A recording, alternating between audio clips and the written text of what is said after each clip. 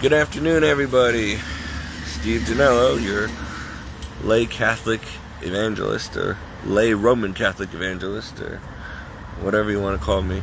I'm trying to figure out a proper title for my ministry. And I've fiddled around for over an hour now, posting on my Facebook page different titles. Because technically I am a lay, because I'm a member of the laity. I'm not a religious, I'm not ordained, I'm not an ordained priest or deacon or minister or brother.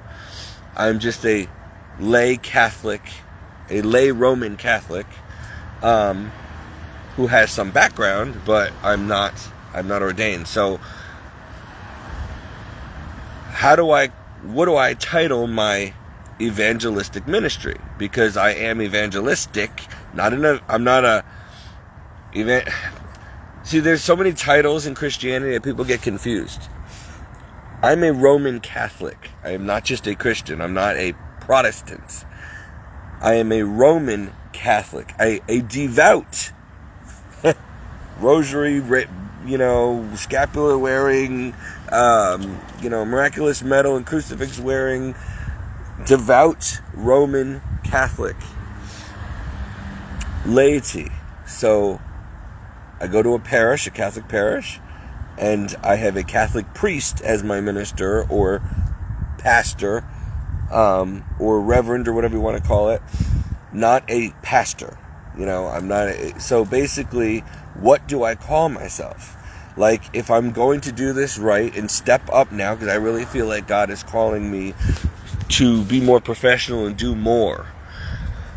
So what do I say? Like, do I call myself Steve Danello, lay Roman Catholic evangelist? Or Steve Danello, Catholic evangelist? And leave out the lay, because the lay is not necessary and obvious, and it may be misconstrued by idiots out there, and they'll start calling me gay instead of lay because they don't understand the difference, or just play on words to mock. Should I call myself an evangelist, a Catholic evangelist, or just an evangelist because I'm Christian, period? I'm a Catholic Christian. Should I call myself Stephen Danello, Christian evangelist?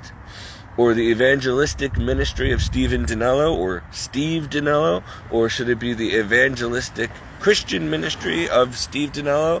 No, that sounds too Protestant, because I am a Catholic, and I want people to understand that. Not to push my Catholicism, but because I have a lot of Christian brothers and sisters out there who are not Catholic, and I don't want them to feel betrayed when they find out, as they often do, that I'm Catholic, and then like, I didn't know you were Catholic. Oh, so I better make sure, But when you put Catholic, then you got to deal with all the radicals out there who are Protestant radicals saying, oh, you can't be Catholic. You got to leave the Catholic Church. There is no Catholic. I'm just, no matter what I do, no matter how I slice it and dice it, there's always going to be not just somebody, but many people coming out of there having to put in their 2 cents and basically dividing and causing strife and division and fighting and confusion and all that, because that's just what they do, and then they call themselves Christian. Jesus wants unity. He wants one Catholic, and do you know what Catholic means? Universal. One universal Christian church that he founded 2,000 years ago, but for some reason, we've got like 56 million different churches now, and there's only one true church that was founded by the one true God, the Lord and Savior Jesus Christ. And this isn't like pick whatever God you want and pick whatever church you want, and that's not how this works. But we're never going to be able to bridge this gap properly between Protestants and Catholics that has happened 500 years ago. I understand both sides. I understand why people are Protestants. I understand, that there's a lot of bad things going on. Is that a wolf? It's a big dog over there. But look, this is just Steve Danello broadcasting from the beautiful trailer park. You want to see how beautiful it gets? Ooh. Live from Trailer 24, Brantford Mobile Home Park, Steve Danello. What a joke. But hey, You do what you got to do for the Lord. Not everybody's got a major platform. God expects us to do the best with the talents He's given us. If He gave me 1 talent or half a talent, sorry, my eye is really itchy, then that's all I got to play. That's the only card I have to play, and so I'm doing the best I can, sitting out here, trying to get some sun. It was really nice and beautiful and warm out today, and I'm trying to find a proper title for my Facebook page that is not misleading to any non-Catholic or Catholic, because a lot of Catholics think I'm Protestant, and I'm not, and I want to be clear on that.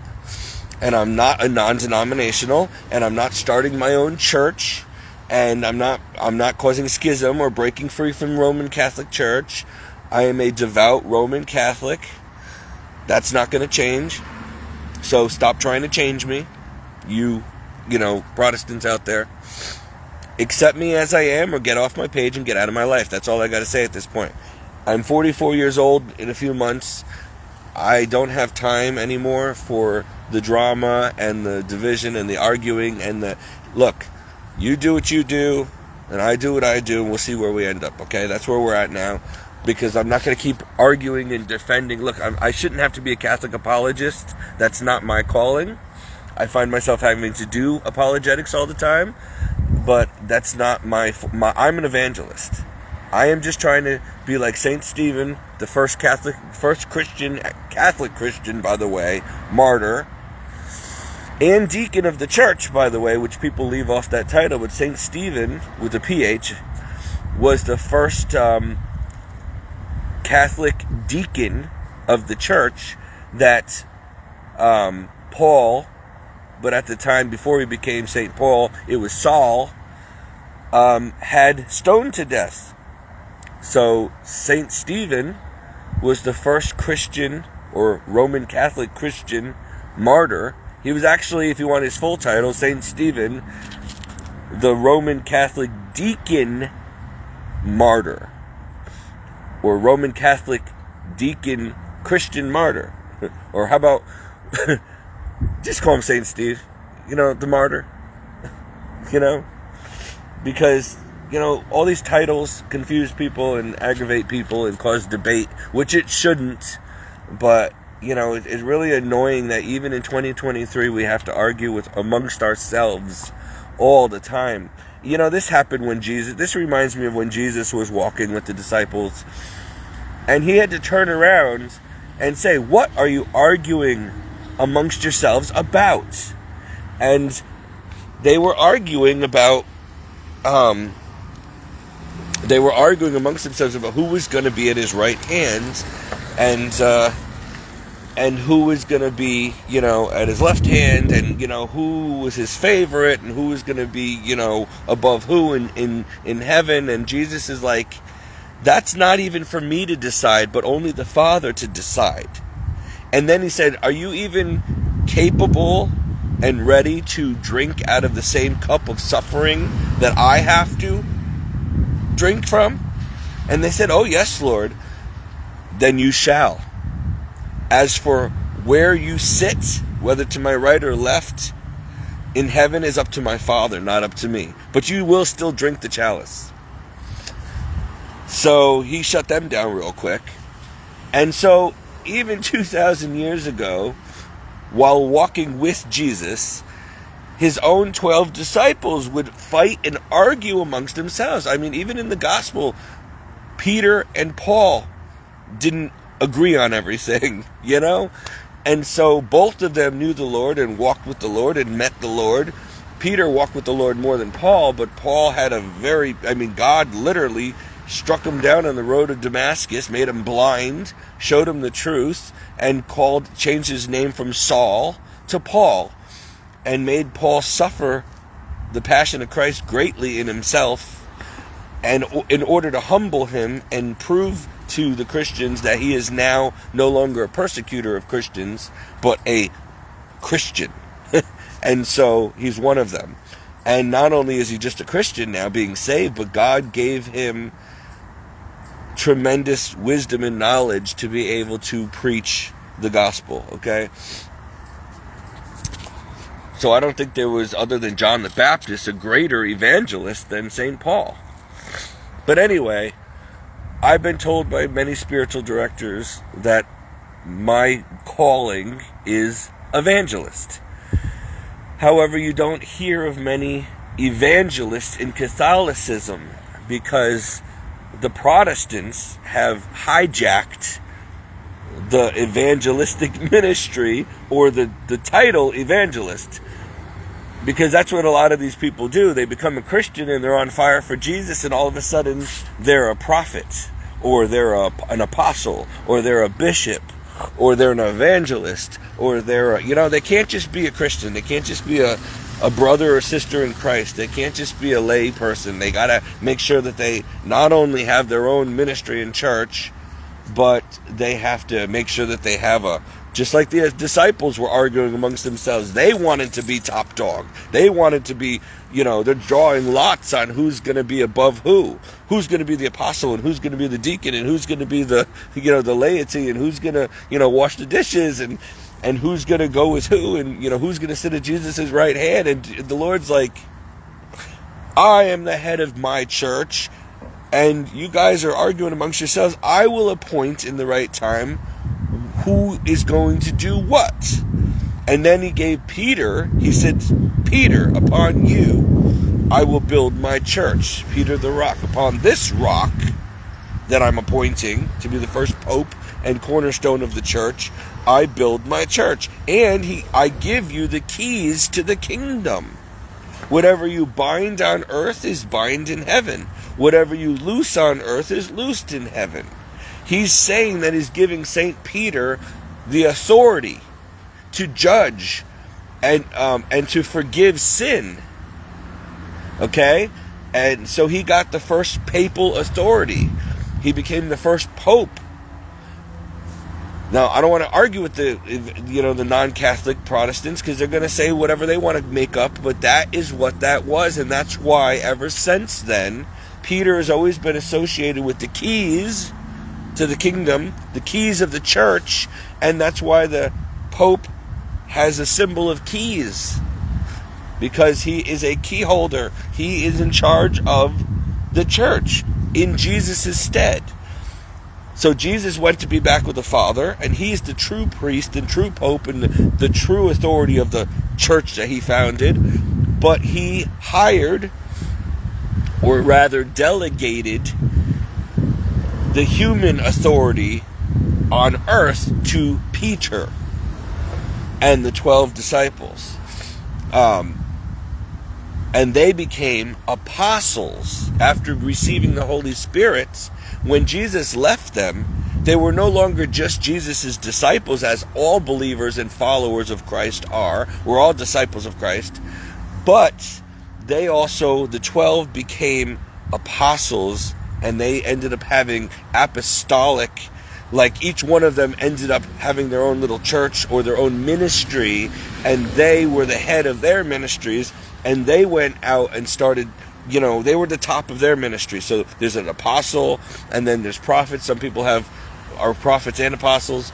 But the apostle is at the top of any ministry, any church. For example, my priest, he's in charge of my parish. He's the apostle. I'm not an apostle. He is the apostle of St. Augustine Church. He's the priest. He's the head. He's the authority. And he works under a bishop, okay, who works under the Pope, so it goes from Rome all the way down to our churches. And so every priest is actually a true apostle of Christ. They have the authority. An apostle is above an evangelist. They're above a deacon. A deacon assists the priest. They're his right-hand man. St. Stephen was the first deacon of the church, of the first church. He was also an evangelist, and they martyred him. Saul martyred St. Stephen and had him stoned to death because he didn't like what Stephen was preaching, which was, you think I'm bad? You should go read about St. Stephen. He didn't sugarcoat anything. he got his information like I do directly from Jesus, and he said, listen, this is what the Lord said, and this is how it's going to be. Take it or leave it. No, I'm not. There's no ifs, ands, or buts. No gray areas. You want to go to heaven, then this is the way. You're going to do this. Take it or leave it. If you leave it, hey, enjoy your life, but you're going to burn in hell. You want to go to heaven? Then you better be a saint, and this is what you need to do, and I'm not going to argue with you, and this is it. And a lot of those people, as you can imagine, just like today, I would have already been stoned to death or burned at the stake a long time ago if people today didn't have laws of the land to protect people like me and our religious freedom and our freedom of speech. But persecution is on the rise, and make no mistake, in these end times, it's not a matter of if but when. We will go back 2,000 years again to the beginning, because history repeats itself, and they start persecuting and martyring people like me for speaking the same truth that St. Stephen and St. Paul and Jesus himself and all the apostles and disciples preached. And so, 2023, here I am, and I have been given a gift by the Lord when I said yes. I could have just been a parishioner, a lay person, a lay Catholic, a lay Christian, and just gone to church and lived my life. But even as just a lay person, which I am, I still have gifts of the Holy Spirit, talents that Jesus gave me, and he expects me to use them, not bury them. Otherwise, I will be thrown into hell. And so I have different gifts and charisms of the Holy Spirit. Mine is evangelizing, which means I have the gift of public speaking and teaching. I'm not going to call myself a prophet, but I do get some prophetic dreams and visions. But I don't know if I'm a prophet, so I'm not going to take that title on, because I don't want to be a false prophet, because those go into the lake of fire. So if I'm wrong, then I'm going to go into, so I will never claim or take the title of prophet. But I do know, and I didn't take this title on myself, but many trained priests and theologians and spiritual directors have told me personally over the years, you are called to be an evangelist, like John the Baptist, like St. Stephen. You are an evangelist. That is your biggest gift. So an evangelist is kind of like a minister or a pastor or a preacher. We kind of do it all, but we don't have the authority by ordination. Like, I'm a lay evangelist. Technically, my title would be Steve Dinello, lay, because I'm a member of the laity, lay Roman Catholic evangelist. So that is what I am. I know that. Now, I might have other gifts of prophecy. I might also, some people have multiple gifts of the Spirit. But I'm not, especially as a Catholic, where we have a strict order here. So we don't just hang up a shingle and say, oh, I'm an evangelist, so I'm just going to have my own evangelistic ministry and, all that stuff. I can do that, but it's not going to be necessarily recognized by Rome. But it's okay. But I'm not going to be making money off of it and all that other stuff. The point is, it's not about titles in the Roman Catholic Church. We're all one body, many different members, and that's how Christianity is. People need to know, they need to figure out what God is calling them as an individual to do. Like, some people are really good at loving others and being intuitive and understanding what they need. And so they're great caregivers, and they know how to spread the love of Christ. And so they're usually in the order of service. Like, their job would be to serve others. They're usually servants, like nurses, or, I don't know, just people who do, like, really intimate serving, like, really helping people. They have the gift of helps and of service and of humility and of self-giving. They don't need big lofty titles. They don't care. They do it out of their hearts. Then there's people who are gifted with the ability to teach, and they're teachers, and so that's their job. But they can also use that teaching to teach the gospel, and that makes them what? A preacher or a minister of the gospel. But you want to be careful of taking on those titles, because in the Catholic Church anyway, you really should not take on such titles, because we're all called to preach the truth of God, no matter what your gift is. If you're a Christian, you got work to do. You need to go and tell other people about Jesus. You need to teach and preach and evangelize and all that. So you don't need the title, because you have to do it anyway. It doesn't matter great or small. It doesn't matter if you're a pope or a priest or a lay person. If you're a Christian, then you have the the commandments, the Great Commission given to you by Christ himself, make other disciples. How do you do that? You teach them the truth about the Bible, and you tell them about Jesus and how to get to heaven, and you warn them if they're committing sin. You warn them, you admonish the sinner. You do these things because all Christians are supposed to do this. Don't tell me, oh, that's not my job, that's my priest's job, or that's my pastor's job, or that's an evangelist's job. Or no. Every Christian is a Catholic, whether they like it or not. So you Protestants, you broke free from the Catholic Church, but you are Catholic. Why? Because Jesus started the Catholic Church. No, he didn't. He started the church. Catholic, the word Catholic means universal. Well, why did he start a universal church? Because what does universal mean? God is not the creator and controller of the whole universe, right? He is, right? He's the creator and the controller and the one true God of the whole universe. So therefore, his one true church would be the church of the whole universe.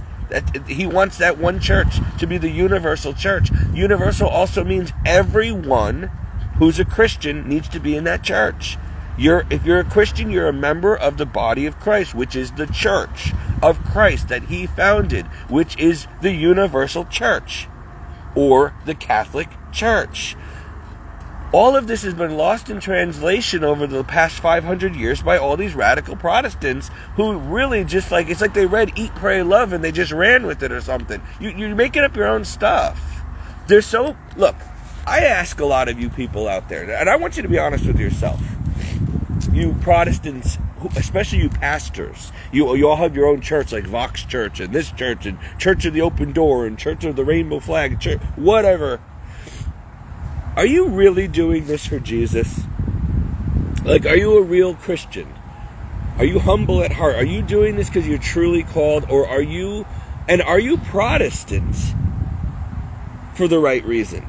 Do you even know why you're Protestant? Because I think a lot of people are Protestant because Protestantism gives you the chance to not be under the papal authority. You can just literally hang up a shingle on your truck and have a ministry out of your truck and call it Ministry on Wheels of Steve Danello, Church of Jesus Christ on Wheels or some stupid thing. And you get away with it.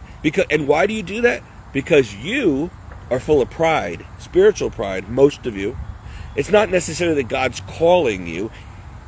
You are running with it. You are taking the universal call of any believer, any Christian, and you're overdoing it. You might not be an apostle or a preacher. You might not be called to run your own church or to be a priest, a pastor. But you want to do it because you want the title. You want the admiration. You want to make a career out of it. You want fame. You want the control. You want to be called pastor or preacher or apostle or prophet or evangelist. And you want money to come in, and you want to just do your own thing like the devil. He broke free from God because he didn't want to worship God under God's terms. He wanted to be God and do his own thing. Do it his way. Well, a lot of Protestants don't realize the danger, which is why we call you heretics in the Catholic Church. You are committing heresy if your heart is not right, because you may not even realize this, but you are taking authority into your own hands and saying, I'm not going to follow the Pope or the Magisterium or the Holy See or, the church, the Universal Church, the Catholic Church. No, I'm going to make my own church. I'm going to run my own church, and I'm going to be the leader and the pastor. And everyone's going to come to me for their questions and for me to tell them what to do. And I'm going to be top dog, and I'm going to be the next St. Paul, and I'm going to be Jesus' right-hand man down here. And I'm going to create the title of my church. It's going to be the church of the, smashed up car. For all you people who have been in a car accident or something, come to my church. I feel your pain. I've been there, and the Lord saved me, and now I'm an evangelist, or now I'm a pastor. I mean, I'm not trying to mock. I'm telling you, this is what people do. They take the baptismal commission that all Christian believers are given by God to preach the gospel, to heal the sick, to raise the dead, whatever, but they take it 10 steps too far. And I'm not saying all of them, because some of them are called by God to do bigger things. But for the most part, most of us are meant to be the laity in the church, but still powerful, still preach, still do this work.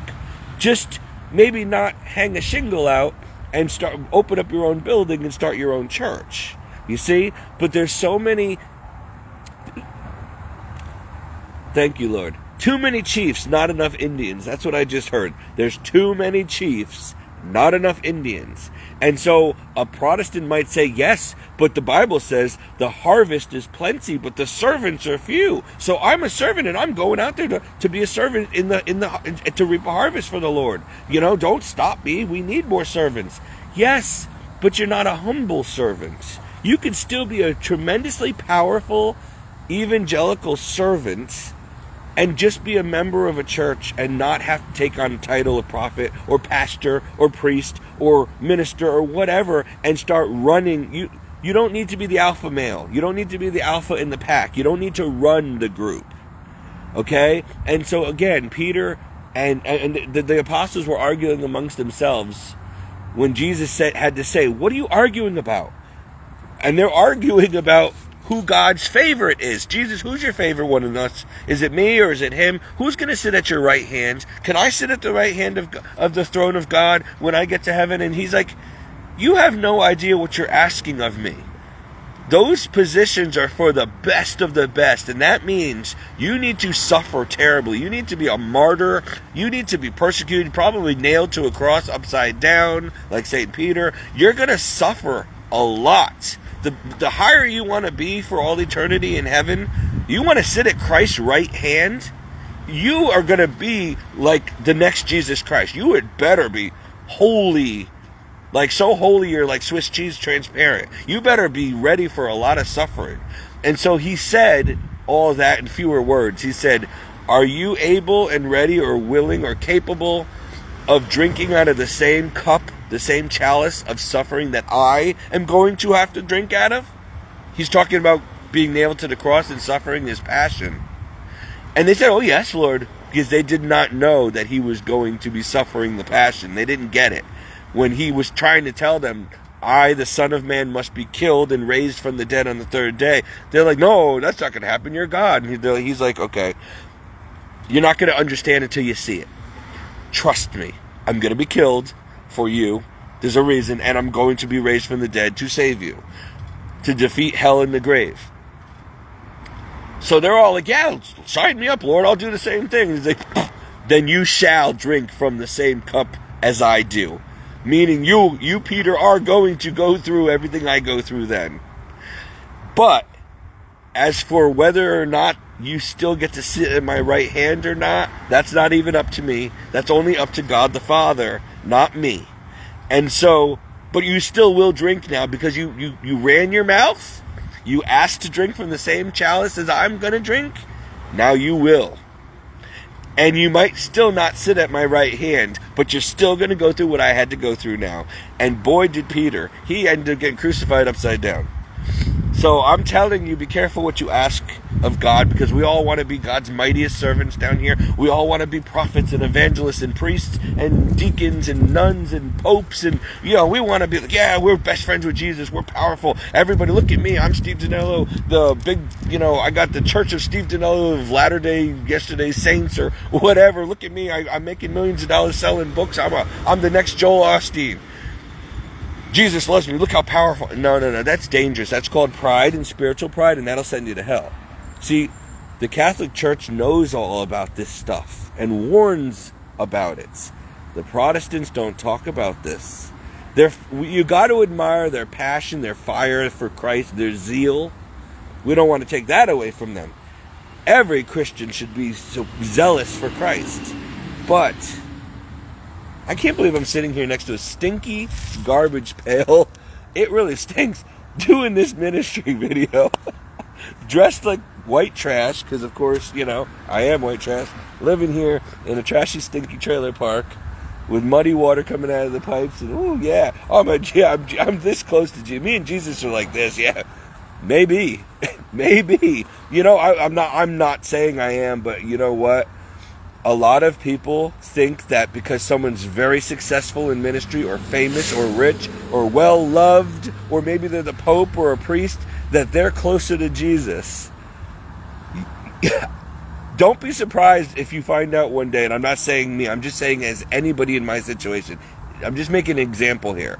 If the lowliest of the people like me, the biggest losers that everybody in this world thinks I'm a loser, because I'm like ministering out of a garbage can. Here's my church. Come on, guys. Come join my church. Here we go. This is the Church of the Yellow Dumpster of Steve Dinella Ministry. Come on in, there's plenty of room. Take a seat and listen to me preach. Come on. And then there's my... Oh, I finally got I got a parishioner, guys. Look. My first parishioner. Oh, there you are. Thank you so much for coming to my church. We're having service now. Here's some communion for you. Because this is the Protestant way of doing things. Here. There you go. See how much he eats that up? I mean, I'm not trying to be a jerk here, but this is Protestantism at its finest. And so, but at the same time, I'm rambling on here. I'm making a point. I might be closer to Christ because I am the biggest reject down here. I really have nothing. I'm poorer than dirt. I'm not complaining. I'm just saying I can laugh at myself. I'm not proud or arrogant or haughty. I'm being an idiot right now because I'm just laughing at my life. This is my life. It's nothing to be, and it used to be. See that used to be my house over there. See that blue trailer over there? That was me. It looked better when I lived there, but okay. But the point is, I'm still preaching, and then I'm gonna go to work soon, and I'm gonna make minimum wage, and I'm probably gonna wipe butts and clean up the house and do stuff that nobody else wants to do. Because it's way below their pay grade. But I'm still going to be a Catholic. Still got to do my job as a Christian and enable and encourage you guys to do this as well. Even if you got to sit in the middle of a freaking trailer park, freezing cold in shorts and flip-flops in November, and your church, your building is a dumpster, whatever. Now, that's what I'm trying to say. So people like me might actually be closer to Jesus than you would realize. Because Jesus came for the poor, the losers, the little Davids, the weak, the rejected, the sick. These are the ones that he uses and raises up to do mighty things. You gotta watch out for the wolves in sheep's clothing who are making money off of this, or who are really famous and they're selling millions of dollars in books and they're driving Jaguars and they got mansions, and that is not Christianity.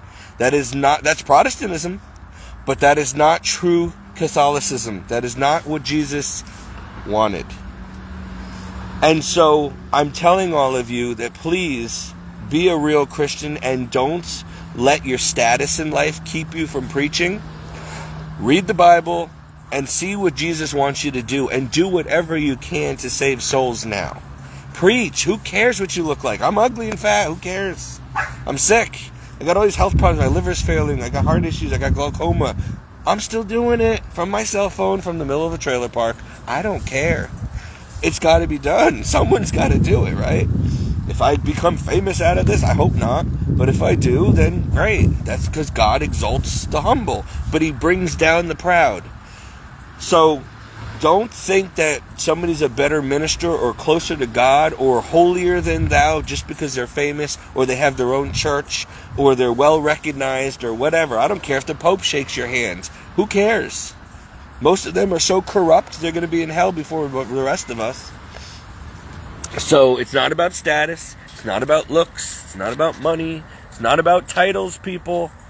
But yes, I am trying to figure out, and I posted a bunch of them on my Facebook, what I want to officially call my Facebook page something. So I do have an evangelistic ministry. If this person drives by one more time, I swear they're like, what is this idiot doing outside in the cold, sitting here with a phone talking to himself? Hi. Actually, shush. There's a couple of them. Yeah, somebody's saying that they want to get. We're putting one right here. So they already picked them out, but it's going to be beautiful, and they're going to put it right there. That's the next one that's coming. So you might want to call the park and say, hey, because this is the only slot that I think is left, and then there's actually one other. You don't want to be back there. Okay. But if there's one that's squished in between, and they're going to put one there, but the neighbors are paying, which is why nobody bought it. We're all cool over here. Do you know about how much they're going for? That's the problem right now. Everything's triple. So even a brand new one, and it's going to be brand new, and it's probably going to be not top notch, but middle way. It's probably, if it's a 2-bedroom, 1-bathroom, 2-bedroom, which I don't know why. First of all, you really want 2 bathrooms. Yeah. Okay, but if they're always selling 2-bedroom, 1-bathrooms in here for some reason, which is stupid, you need 2 bathrooms. Yeah. But that's what they did, and that's why I don't want that one, because I'm like, no, I need 2 bathrooms. Because we don't even have it here, so use it as a commode. But that one's going to be a 2-bedroom, 1-bathroom. It's going to be beautiful. It's probably going to start at $89,900 minimum, but maybe even 110. Do they have any of the older ones for sale? Not right now that I know of. That one just sold for a steal. Yeah, that blue one, I yeah, and it was awesome. In 2 years, we have property in Lake George, so in 2 years, we're going to move to Lake George. So we want to get something that we could pay off in the 2 years, and maybe do they let you rent them out, or does it have Well, to here's be the thing: family? if you get a brand, no, you can't rent them out. You got to sell it. You got to own it. You got to live here. That's the problem. They're very strict here. But can you have family live here? Only if they're on the lease. They got to be approved. They got to be, and they got to live in there. But you can't rent it to family. Gotcha. So you'd have to sell it. But it's easy to sell a new one, not an older one. Right. And the older ones, like our roof's leaking. I mean, it's constant upkeep. So you want to get a new one if you can, because it's worth it. You're gonna have a mortgage and stuff, but it's easier to flip when you want. Right. And these things are so beautiful now. They're like houses. You're not gonna know you're in a trailer. Like these, you know you're in a trailer, but if you get even those, don't be fooled by that. That one is that one. That blue one used to be mine. Okay. Then they sided it and put a roof on it to make it look like it, but it's really that. So be careful when you buy stuff. Make sure you just they just didn't put pretty make it. Yeah, I mean, look, you get what you can afford, but if you can afford better, especially with mobile homes, they last longer. You want to get that, and you might even be able to move it out of here somewhere else if it's new. These ones can't be moved anymore. They're so rotted underneath, they'll fall apart. So we're having a module home put in Lake George, which is going to look like a cabin. Yeah, that's beautiful. But we want, because he's not going to retire for 2 years, so we want something for now. Yeah. What's the policy on animals? You can have. I have a little Chihuahua here. You just got to pay like $30 a month extra. Most of the time, they don't even order that. order And then you have that. to pay so much a month for lot fee. The lot fee here is $5.45 now, and then there's a $10 lot fee for just you have to have your kerosene outside, so in case it's a hazmat, anything to make money. So we pay like $5.45 or $5.50. He was telling me that there was one. The lot fees are like 200 and something. No, that's not possible. The ghetto mobile home. There's none around here. In fact, the more ghetto ones are $800 a month, and there's no grass. Yeah. So the only good one is $400 across the street, but you have to be 55 and up. Oh, see that he is Beautiful. Then go over there, cross from Stop and Shop. It's so beautiful. I wish we can get in. It's pristine, and there's no riffraff. That's the one I think I passed coming up. It's right down the street. Yeah, it's right across. No, it's right across. No, not that one. Don't go down there. That's the worst. All the riffraff from here went there. Okay. All the drug addicts. So don't go to the one across from the Tremente. Okay. Go to the one right across from Stop and Shop. Right across from Stop and and if you Shop. can't get in there, which you might not be able to, there's a waiting list because nobody, they're all. It's beautiful in there. Then there's one down the street, but I just found out it's $400 a month, but it is all drug addicts in there, and they don't even cut the grass. And there's just rotted trailers everywhere. So stay away from that. You get what you pay for. This is literally the most affordable, nice one. So out of all the parks around here, I'm not just bragging. This is the nicest one, and we're still in the middle of fixing it up. I was on the one on North Ivy Street. No, expensive and garbage. And that's the point. Some people go in there because they think it's affordable, right? And then they're trapped because it's so expensive, and you're already poor, and that's it. It's that or the street. And you got to see how they're living. Yeah, because we just don't want to rent and give people No, rent is a waste of money. But here's the thing. You're going to pay around here, for even an acre of land, at least $6,000 a year in property tax. Right. We pay $6,000 a year in rent. So it comes out to the same, but we don't have a mortgage and we own this. See, that's what sucks. Like other states, like in New York and stuff, he doesn't have to pay state tax because of him being in the military. Exactly. And but here in Connecticut, in the military and everything. I'm trying to get out of Connecticut, honestly. It is too expensive. They tax you and everything. If the minute I can get out of here, I'm out of here. Well, he's getting a modular home put on Lake George. He has 40 acres of land there. Because he did at the time they were giving military a discount. Yeah. The modular home around here would be like 700,000-800,000. Oh, yeah. He's getting it for like 250,000. Yeah, see, this is the most expensive state. And there's not a lot of people around. No, and these people are miserable up here. The weather's... Yeah, you know what it is? People from Florida are coming back here. Yeah, but I want to go back to Florida. I loved it down there. I'm fine. When you live like this... That governor. I don't know. When you live like this, like I'm used to, down there's paradise. Yeah, that's true. But up here in the winter, it's miserable when you're $4,000 a month in kerosene we have to go to because we have an old trailer. So you're looking into going back to Florida? Yeah, well, I'm not now because, I'm stuck here right now for a lot of reasons. My job and her and all that stuff. But yeah, I would love to retire back down there or maybe not Florida, but somewhere tropical. So you said right near the shop? Across from Stop and Shop. So that one. So there's two entrances in. Okay. So if you see Stop and Shop, it's right there. You'll see a yellow trailer. It's beautiful. Okay. Try to get in there, and if not, this is the only. I'm not just saying it, but it is the only best, cheapest one. The rest are so much more expensive, and they're really crap. So all right. Well, I'm just being honest because I have experience. But I mean, honestly, do I love living here? I'd rather have my own property and home. I would like to get out of here, but I can't. You gotta do what you gotta do. Exactly. So, this is happy wherever you are, Well, that's what we do. We try to make it as nice as we can, and and this is home. I know, because right now, I'm coming out of a 20-year marriage with a narcissist. I know that well. Sucked. And it'll ruin your life and take everything from you. If he didn't throw me out, I probably would have never left him. Yeah, but that's the So problem. I'm trying to get my life back together, and narcissists are locusts. He knew what he was doing. He made sure. He gave me this brand new car that's paid off. That's it. Yeah. As soon as his parents died, he got money and he turned into an asshole. Of course. So because he was using you, and now he doesn't need you anymore. Right. That's what narcissists do. No, he won't divorce me, and I don't have jurisdiction for until April. So he's trying to hold on to me because when he fucks up and he can't stay with the girl he's with now, he'll try and come back. Of course. Narcissists are only out for themselves, and it's an epidemic. I'm telling you, there's a lot more narcissists coming out of the woodwork everywhere.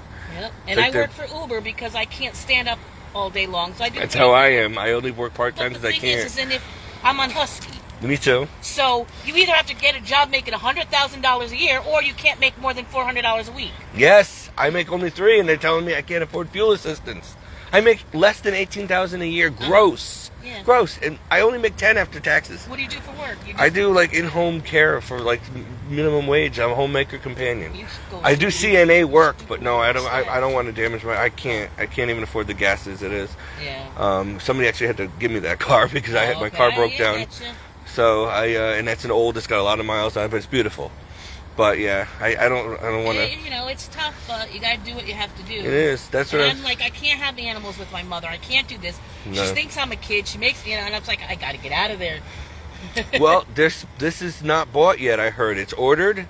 I heard it's beautiful, and it's ready to go. But it's probably gonna be. But if you're leaving anyway, then you pay a little. You might have to pay about $800 a month with the mortgage and the rents. Right. Well, the utilities about $1,000 a month. He gets the VA loan, so it's okay. Good. I mean, we actually here, for our own reasons, end up paying about $1,200 a month, and we don't have a mortgage. But that's because of actually went down now because she don't have a car anymore. But the home insurance and then all her other bills, and she takes care of my sister.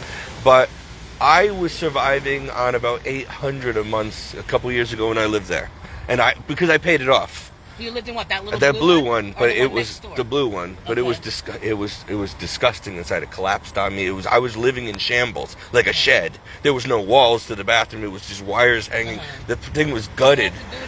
It was a shack. I've been so poor. It was a roof over my head. It was cold and damp, and there was bugs and rats, but I did what I had to do to survive. It was that or the street. So did they fix it up now? Or? They did after I sold it, but this is it's not the outside, the inside, but this is Taj Mahal compared to what I was living in over there. So I'm not going to complain. Right. And I wanted this one, and I could have gotten it for $6,000 because he was my friend, and he died, and the family wanted to just get rid of it.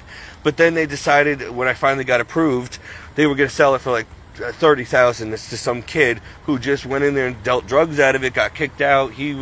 And then they went to somebody else, and he ruined it. He left a cat in there, and it peed in the place, and I couldn't get the smell out of the place. It was so bad. I'm like, I wouldn't take this for free at this point. So somebody bought it? Yeah, they bought it, and they flipped it, and so they're happy now. She works at Stop and Shop. Mm-hmm. So But yeah, I could have had that for $6,000. See, that nice, and then redo it. It wasn't meant to be. Yeah. It wasn't. I wouldn't have had the money to redo it. I would have lived in it the way it was, maybe just some paint. Yeah. But the guy kept it the best he could. He was poor, but he died of a heart attack. And he was my friend, and so I would have loved to have had it. He would have loved for me to have it. But the family was trying to make money, you know? Yeah. So they went from, just take it, whatever you want. We want to get it off our plate, to, oh, this is worth $30,000? Ah, so they sold this. Yeah, exactly. And I'm like, but I have the money now. It took me weeks. Well, sorry, we just sold it for $30,000. I'm like, but I needed it. I told you I needed a home. Right. Like, that's all I could afford. And then you got this one? Well, I moved in with her because I couldn't afford to live on my own anymore. Is that your mom? Yeah, kind of. Well, kind of. She kind of adopted me. Gotcha. We were best friends because I was taking care of her when I lived over there. Right. And then I went to seminary, sold that place, went to seminary for 6 months, got run out of there for being too traditional.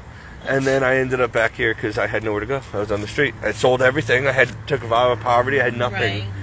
You know, I went from being in a religious order of poverty to nothing. And then how do you start your life after that? So that was the problem. You just got to try and keep positive, that's all. Yeah, well, God got me through. Try to be happy with what you have. You know, there's people who have worse. Well, this is all I have left. It's not even mine, but it's... Like when people see me driving around, it's like, oh, you got it's a beautiful car. I said, this is all I got for a 20-year of a narcissistic relationship. If this wasn't paid for, I wouldn't be able to afford it. No, it's gorgeous. I could never afford that Buick. Yeah. And that thing is as expensive as a Mercedes to own, and I didn't know that. I tried to get the cheapest one. And then I go on free cycle, all that to get stuff and everything. But I mean, let me go check that one out. And see call the park is called School Ground Acres Mobile Home Park, and just ask them, you know, if tell them you're interested, get a figure, you know. You're not going to find cheaper rents around here in a safe place. Right. So you want safety, because trust me, if you end up with these drug addicts, you will get broken into or mugged. Like they kept trying to crowbar into our places. When I was in there 2 a.m, it was bad. Cleared out yes, now it is. That's why I'm saying. Otherwise, I would. Patrolled at all? No, they won't. All the parks are a risk. You know, that's just how it is. Because the kind of people it attracts. You know, unfortunately. I mean, but we finally got them out, and that's why these spaces open up, because they end up getting kicked out. But they all moved over there. Yeah, the one that. So the big one we call 8 Mile down there. So don't go to that one. All right. I have a friend there. She's got a beautiful brand new trailer, but she's like, I can't stand in here. These people. I'm like, she's like, I'm stuck, and I'm like, I told you. Can't she move her trailer here? No, they won't let her. So I'm like, well, so you know, whatever. I warned her she could have come here. Yeah. But she wanted a brand new one, and she wanted a big one. See, I'm not worried about brand new. No. So, but you might want to ask her. You know what? Actually, this one was just refurbished. He was my friend. My friend, he died of cancer, and then they refurbished the whole thing inside and out. He told me he's going to be selling this soon. Okay. His name is Carl, and he's actually a manager of the park. So, and that's his car there. Right. So you might want to ask him if he wants to sell that. Okay. I mean, it's beautiful inside. It's totally revamped. Yeah. Oh yeah, it's absolutely. And it's a corner one. This one, no, this one right here, the gray one too. Okay, because that's what we have. Yeah, free parking, 2 cars, and that's a 2-bedroom, and so this one is kind of small, but look, it's cheap. 2-bedroom, 1 bathroom. Yeah. Okay. Or it might even be 1 bedroom now. I don't know what he did inside. Wow. I don't know what he did inside, but 2 bedrooms. yeah. But yeah, I mean, just the best thing to do is ask around or go on Zillow and just keep an eye on it. On there, plus you know, getting anything popping up. So I figure, let me go look around and see what's out there. I mean, you're not going to get cheaper than this, unfortunately. I've been looking at houses, but with the property taxes and the mortgages, you can get a cheap house if you want to live in where you're going to be risking your life just to go to the mailbox. Yeah, I mean, and right now the houses have dropped a bit, but they're still almost triple what they should be, and for garbage, you know. So, and it's the taxes. That's why people are leaving this area. The taxes are killing us. On top of a mortgage, on top of interest, on top of the price of groceries and gas and everything, you can't afford. Even here, we're stuck because we're paying $1,200 a month with everything we got going here in this. I could have had a beautiful home for $1,200 a month. Yeah. But this is what we have, and that's just what it is. So we can't. Where are we going to go?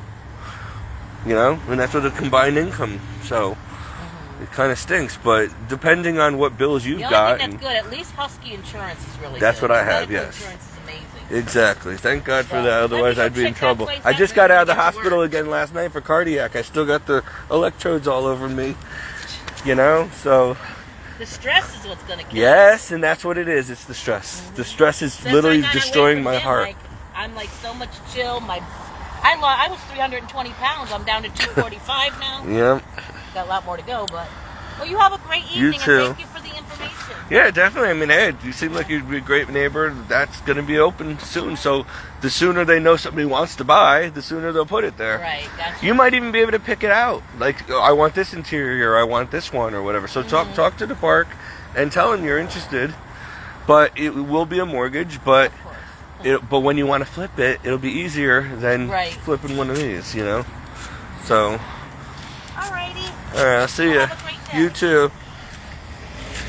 I'm sorry about that, guys. I didn't know that there was going to be a 20-minute discussion in the middle of my video. I should have shut the video off, but I didn't want to lose it. Anyway, so what was I saying? So, okay, yeah, the point is I feel like I need to advance somehow, maybe make a little bit more of a name for myself. So, and I am an evangelist, and I feel more confident now that I can say that I'm a lay Catholic evangelist. But I'm trying to figure out a title. Like, I just want to be Steve Dinello Evangelist, or Evangelist Steve Dinello. Does it really have to matter that I'm Catholic or Protestant?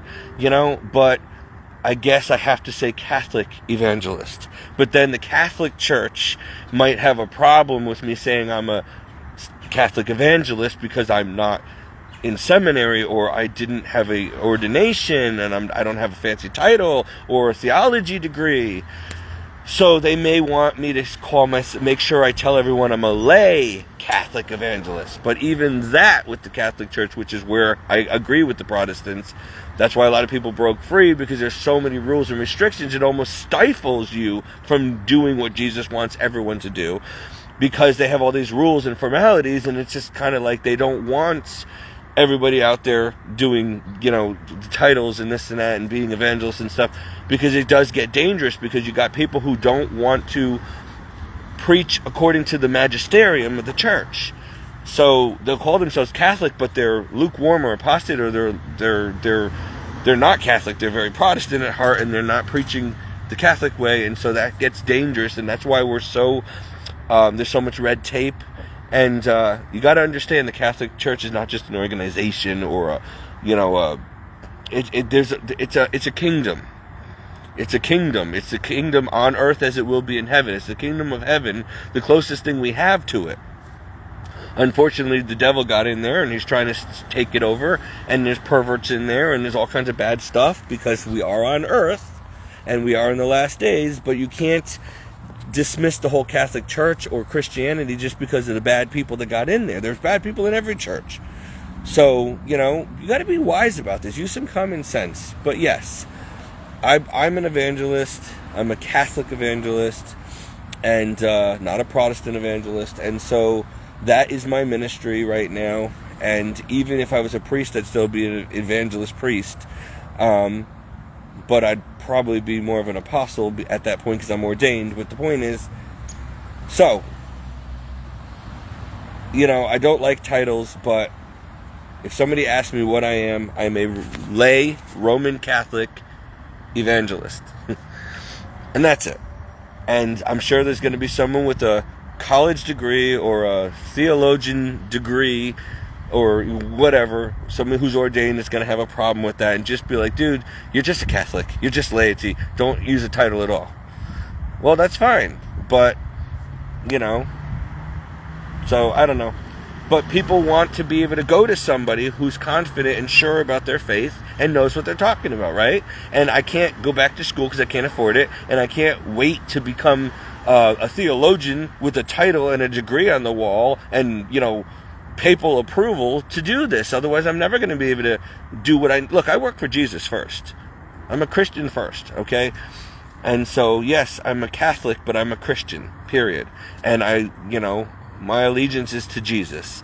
And he gave me certain gifts and charisms, and he wants me to use them.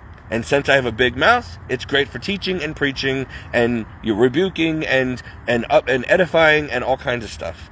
And because I used to be an actor and I'm a character and charismatic and, a lot of energy, high energy, that also helps me in ministry and getting people attracted to what I do and to the Word.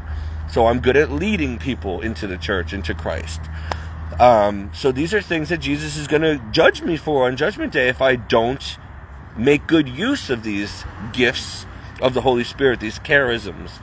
He's given me wisdom and knowledge like Solomon. I got to use it to teach Christianity to people and to bring people to Christ. Otherwise, I'm going to be in big trouble on Judgment Day because he gave me a great gift. And if I don't use it, now it would have been probably better put to use at a higher level or a bigger platform had I been a priest or a religious, but I'm not anymore. So therefore I have to do what I can as a bottom of the line, just lay parishioner, a lay Catholic parishioner, member of the laity. No big deal. But you know what? I can reach a lot more people this way than I probably would have under all the restrictions of seminary and of the church or the religious order.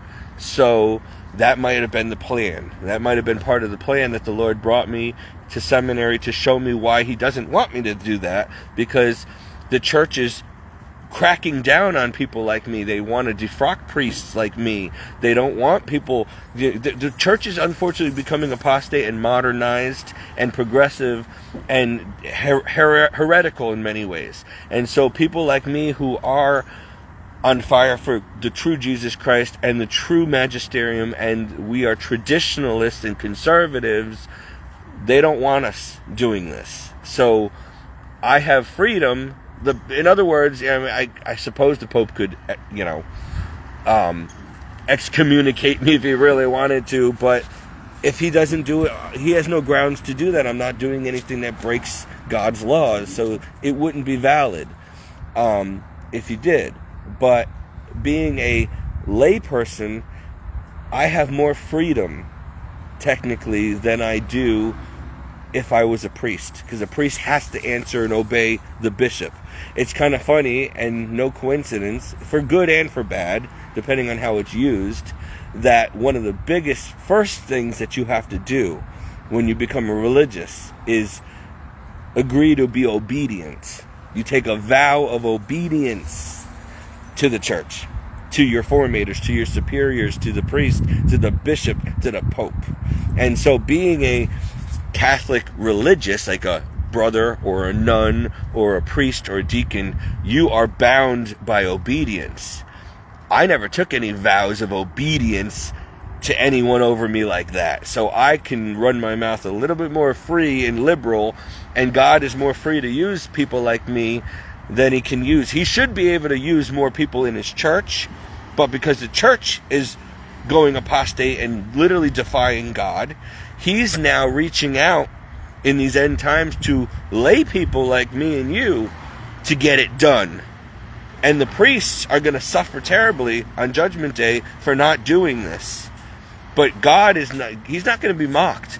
If he can't count on his priests and popes and nuns and brothers to do this, then he will find someone else less qualified, and he will qualify them. See, God doesn't qualify the called. God doesn't call the qualified. He qualifies those he calls.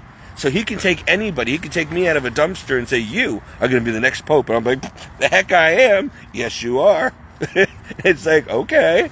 And God can do it. And that's what he looks for. He looks for people that are like the little Davids, the hopeless ones, the losers, the ones that nobody would ever think would amount to anything. Right now, I'm the village idiot. I'm just a big talking, I'm just a, who's whistling? The dog learn how to whistle now? I am just a nobody who preaches Christianity, the Bible, and my Catholicism to the point of what I know. I'm not a theologian or a priest or whatever, otherwise I could teach even better. But I tried, and the church shut me down for being too rigid, too traditional, too Marian, too whatever, and tired of repeating myself. They don't want people like me or Mother Angelica or Bishop Fulton Sheen or Father Altman and Father Calloway and, people like that really anymore. They want people who are just going to obey the new magisterium, the Pope Francis type people, Liberals. They want liberal, modernist progressives. And I am not. I am going to do this right by Christ, or I'm not going to bother doing it at all. And so people like me will be persecuted and killed and silenced eventually, just like they did to St. Stephen and St. Paul and anybody else who would not conform to the ways of the devil in this world and society. What did they say to me in seminary? The squeaky wheel gets kicked. Oh, there's an old Vietnamese saying around here, because most of them are Vietnamese. They're taking over our seminaries. The nail that stands out above the rest gets hammered down. And you're that nail. And we're going to hammer you down until you're level with the rest of us. No, I'm not lowering my standards for you. I'll be the nail. And I hope you stub your toe on me. That's what I told them. No, they didn't like me in seminary. Because I refused to obey heretics. And what they were being were heretics. They were trying to... I don't even want to get into it. It doesn't matter. They were not real Catholic priests. They were dropping the Eucharist on the floor, saying they don't believe in God, they don't believe in the true presence, the body and blood. That's heretical. Then you shouldn't be a Catholic at all. They, were all about power and control and me obeying their every whim, and yet they're drinking and smoking and having sex with other men, then I got, what are you going to teach me doing that? You're supposed to be my superior, and you're a raging homosexual predator, and you can't teach me how to be holy. But I was trained in Rome, and I'm a psychiatrist, and I'm a priest, and I'm your formator, and I'm your superior. I don't care who you are. I don't care if you're the Pope acting like that. I could teach you how to be a real Catholic better than you could teach me. So they said, "Oh, you're always undermining. We will get you out of here. Because you're just undermining everything we're trying to do. You're not modern enough. You're not progressive. You're not liberal. You're a Republican and a Trump supporter. We're a Biden supporting place." And I'm like, order. And I'm like, okay, well, then I don't belong here. So I left my mark indelibly on that seminary. And I did not take BS from anybody. And it wasn't just because I, was insubordinate to my superiors. No. They were not loving and Christ-like to me. In fact, they were like Hitler, and they were wrong, and they were heretics, and I wasn't gonna, listen, the Bible, the church magisterium makes it very clear. You don't have to obey when they tell you to do things that are heretical and go against Jesus' teachings. You don't have to be okay with modernism and progressiveness and liberalism and evil and compromising the gospel. Absolutely not. And I would not. And so they tried to kill me. And when that didn't work, they tried to get me to quit. And so they ran me out of seminary. I finally gave up after 6 months because I'm like, I literally have to fear for my life around here. I'm not exaggerating. And they kept making threats. We will get rid of you one way or another. And watch your back and keep your mouth shut about what you know and blah, blah, blah. I'm like, I feel like I'm in the mafia here. They don't call us the Lavender Mafia for nothing. Well, I don't want to be part of the Lavender Mafia, nor the Rainbow Bright Mafia and all this satanic crap. So I left. They continued to threaten me for a couple of years over the phone until I, stopped answering their calls and threatened them with the police if they didn't stop calling me. They kept telling me, shut your mouth, stop blabbing your mouth on the internet. No, I'm going to tell them everything you did. So now they don't call me or bother me anymore. Most people probably think I'm just a liar, a lunatic, or whatever, so they don't pay attention because of the way I look and the way I live. But you know what? Jesus knows me. And he knows I'm speaking the truth, the whole truth, and nothing but the truth. And he's my Lord and judge, nobody else. And he's the one that's going to judge me on Judgment Day, nobody else. So I'm living for him. Whether it's shabby or not, I'm living for him. And I'll die for him if that's what it takes. And so I need to be an authentic Christian, an authentic Catholic Christian, or I'm not going to go to heaven either. So what good is it? And I want to go to heaven after this hellish experience on earth. And let me tell you, earth, you think hell is on earth? You've never seen the real hell. It gets way worse. So trust me, people, you want to be a real, authentic Christian, preferably a Catholic Christian, an authentic Catholic, not a lukewarm, hypocritical, apostate, pew warmer, as most of them are. You need to be on fire for Christ, die hard or go home. Die hard or go home. That should be the church's motto.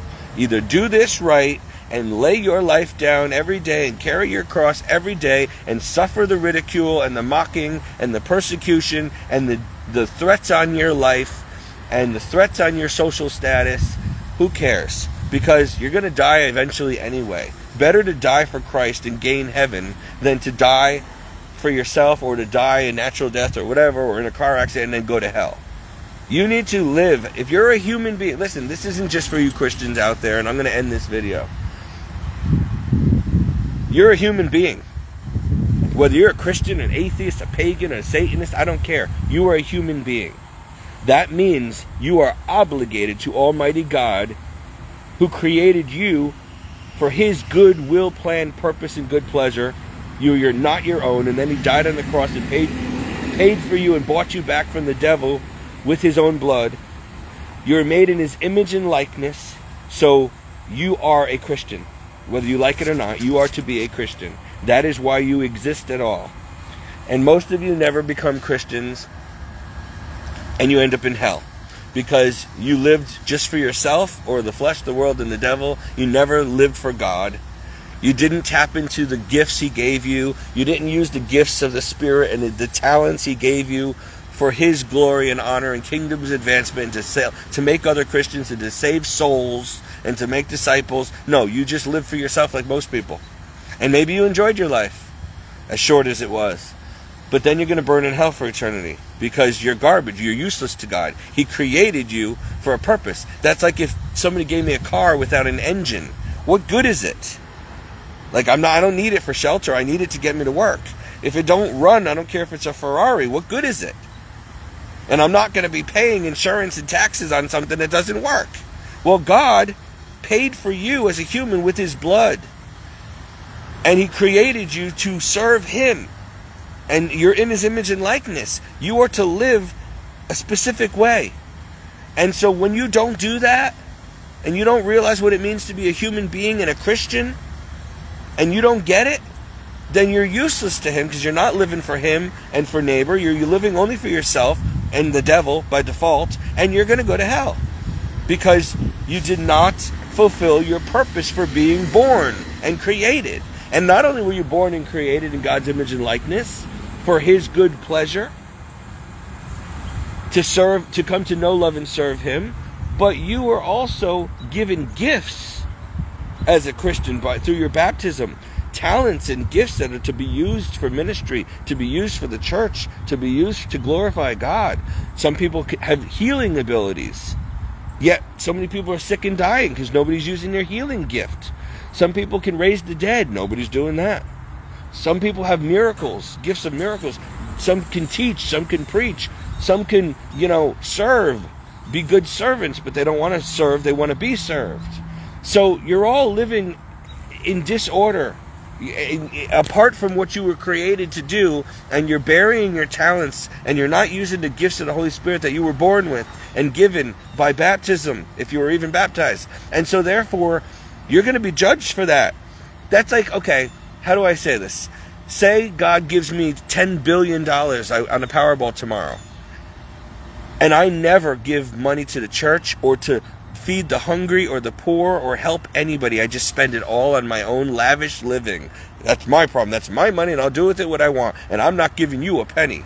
It's not my fault you're starving and dying on the street. I'm a billionaire, and I don't get rich by giving it away. That mentality of most rich people, by the way, that's why Jesus said it is easier for a camel to go through the eye of a sowing needle than for a rich person to ever enter the kingdom of heaven. They've already got their reward.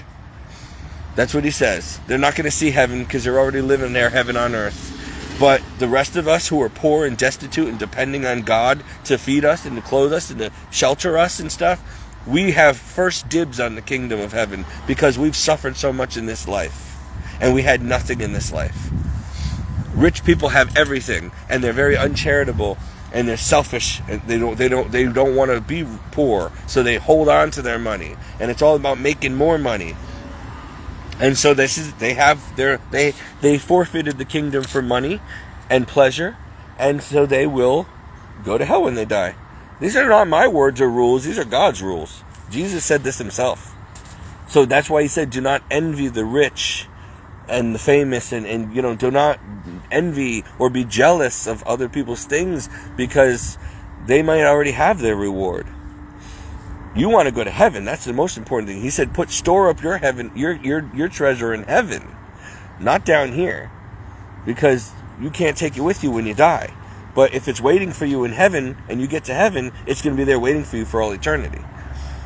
So, anyway, I posted a lot of different titles on my Facebook page. Please help me pick the right one for my main profile pic, my main Facebook profile photo.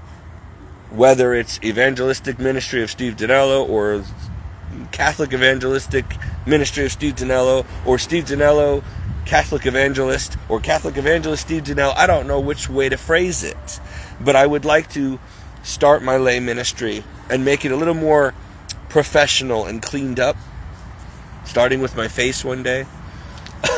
And so I want my page to be official so that people know what I am, that yes, I am a devout Roman Catholic, and and my gift is evangelism.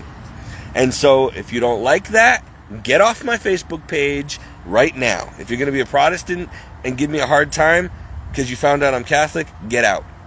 I don't do that to you. Don't do it to me. I don't care if you're Protestant or Catholic. Jesus might. I don't. All I care about is, are you a Christian? If you're a Christian, you're family to me. We believe in the Bible. We both love and serve Jesus Christ. That's all that matters to me. I'm not your judge. So don't be one of those Protestants who go and say, oh, you got to stop being Catholic. I don't like you. I'm not going to be on your page. I'm not going to associate with you because you're a Catholic. But I'm still a Christian. Whether I'm a Catholic Christian or a Protestant Christian or I'll wait.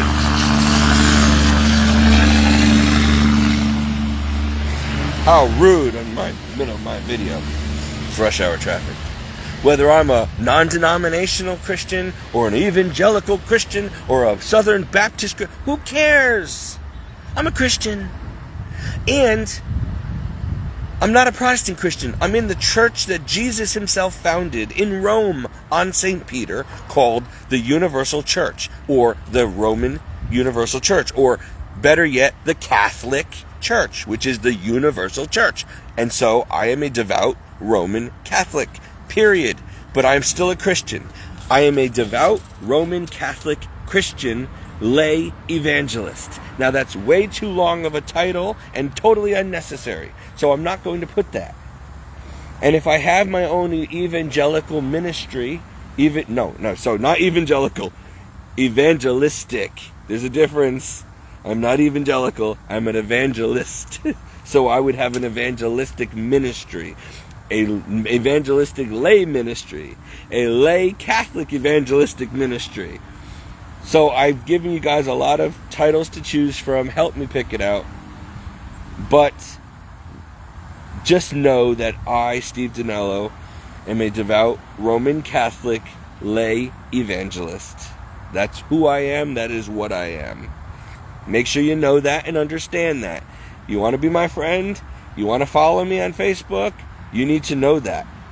I think that my numbers are going to go down now because there's going to be a lot of non-Catholic Christians who are going to be upset to hear this and feel betrayed because I didn't make it clear, as if it wasn't already clear, that I'm a Catholic.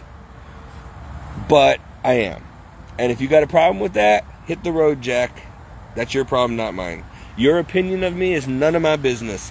I only worry about what Jesus says for me to do, and that's what I do. But I serve Jesus too, and he told me to leave the Catholic Church, and he told me I'm an apostle. Well, if Jesus told you to do that, then I suggest you do what Jesus told you to do. However, Jesus did not tell me to leave the Catholic Church, and he did not tell me that I'm an apostle, and he did not tell me that I have the title of prophet. And so therefore, until he does that, I'm not doing it. I am going to do what I know already that I am, which is to be an evangelist under the great commission Christ gave all disciples, all Christians. And my spiritual directors, who were trained and famous theologians, told me I'm an evangelist. That is my gift, my charism. So I'm going to go with that because those were approved people in the church. And they told me this, so I'm going to trust it. And that happens to be my gift anyway. I'm a good preacher, teacher, evangelist. So what is a preacher or a teacher of the gospel if they're not a priest or a pastor of a church? Well, they're a lay preacher, or a lay evangelist, or a lay Catholic, or a parishioner. They're a Christian, but they're still supposed to preach and teach the gospel, and warn about sin and hell, and edify, and rebuke sin, and, So, we have many hats to wear soon as we become a Christian.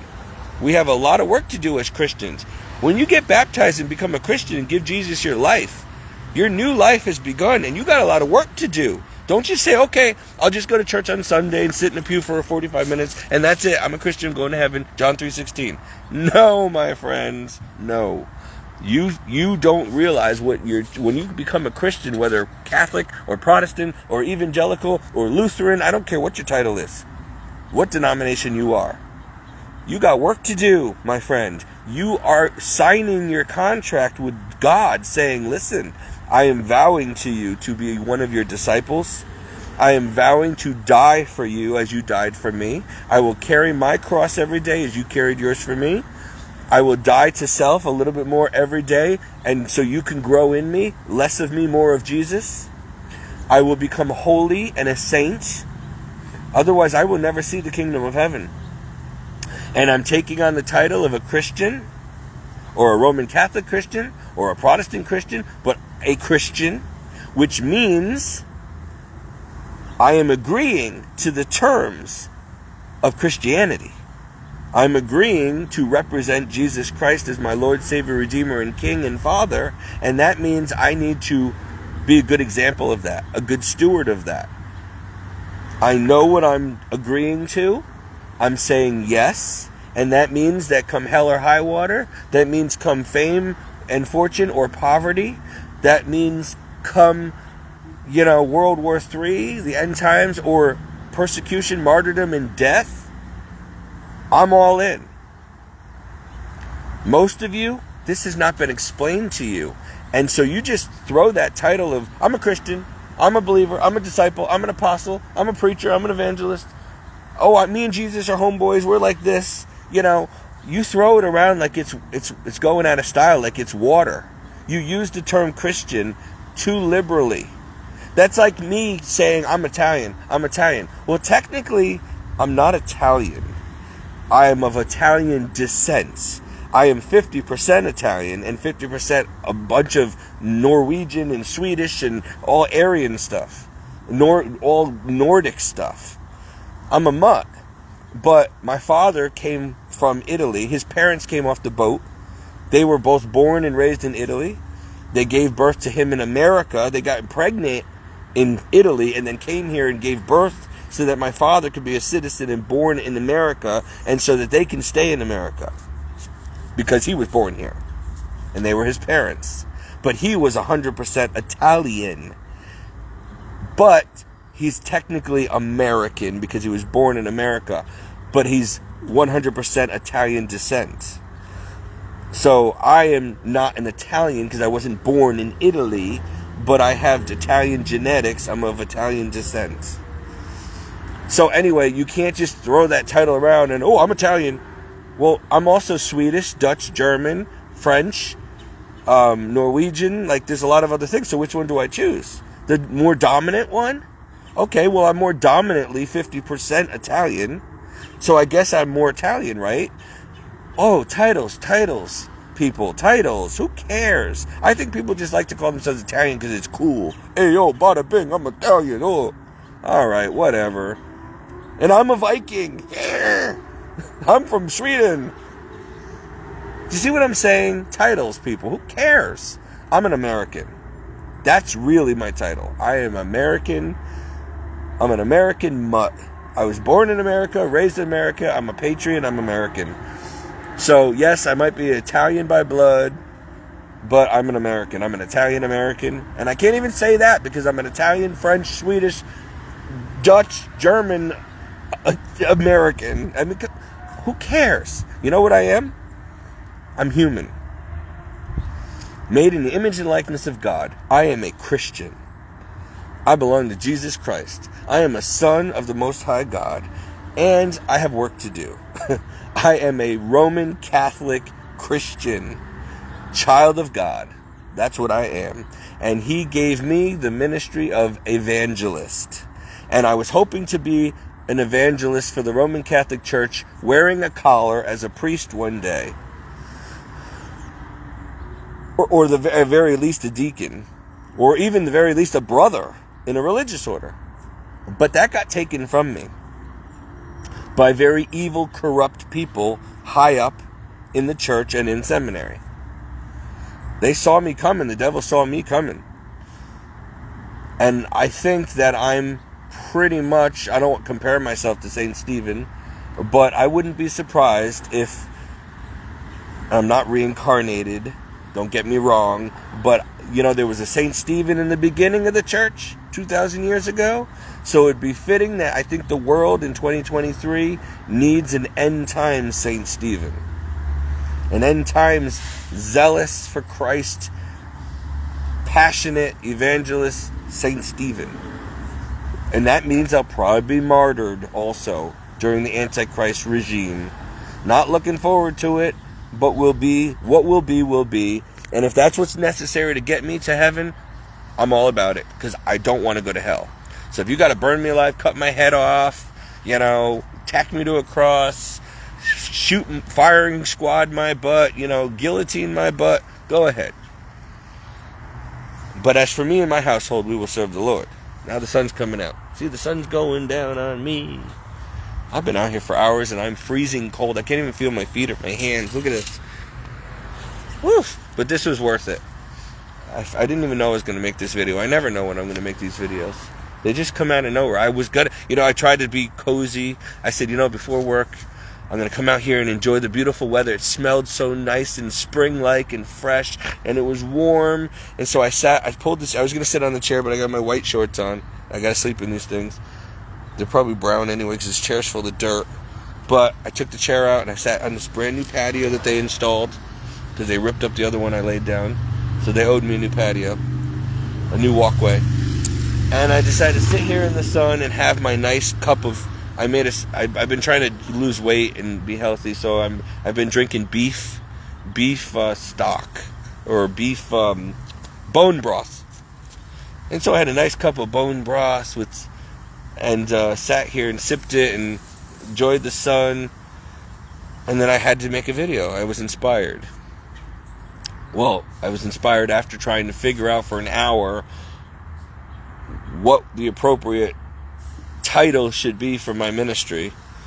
And so I posted a ton of them on Facebook for you guys to choose the best one.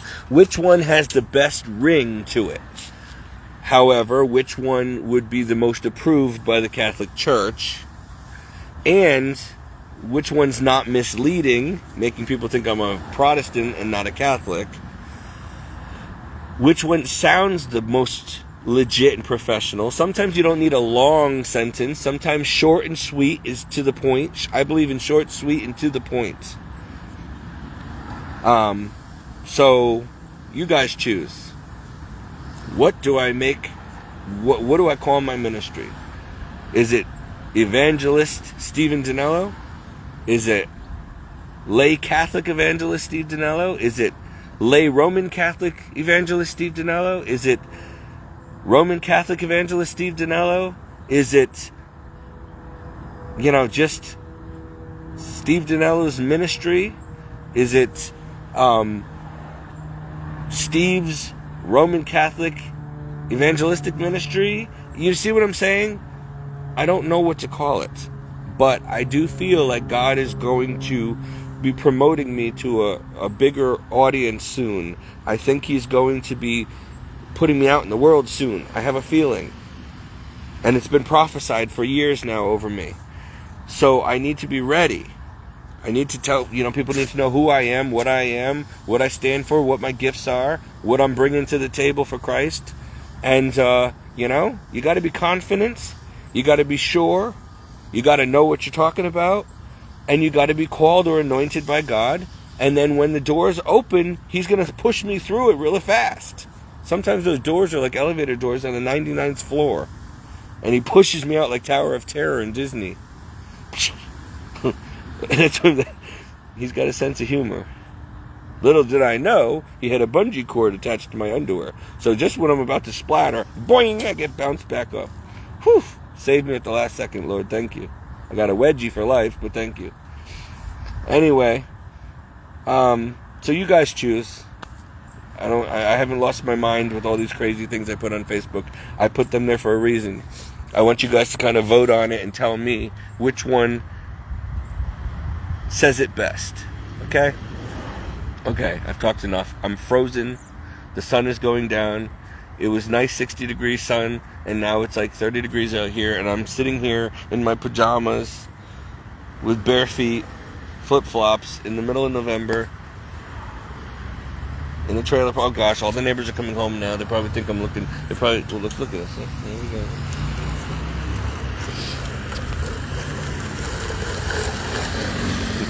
They all think I'm a weirdo. See, nobody else does this, by the way. If they're lucky enough to have a porch, they might just sit on it. But people in trailer parks don't want to associate with anybody else. They're really introverts. Like, they usually don't want to get close to the neighbors, because then the neighbors might ask for something, or money, or food, or start coming over and bothering you, or they might be drug addicts. So people are very cautious around here not to really. You might get a hire by once in a while, but they try to just not even look at you, because they don't want to establish a friendship or a relationship. They're not very neighborly. At least not here. I'm getting rained on. Maverick! Enough!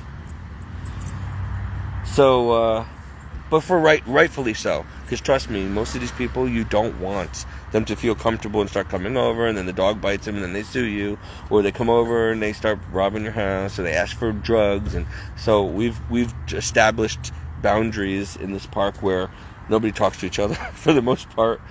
Or the druggies all talk to each other. They always sit on each other's porch like porch monkeys together, smoking weed, and we gotta all smell it, and they're loud, and I'm drunk and smoking weed, and birds of a feather flock together.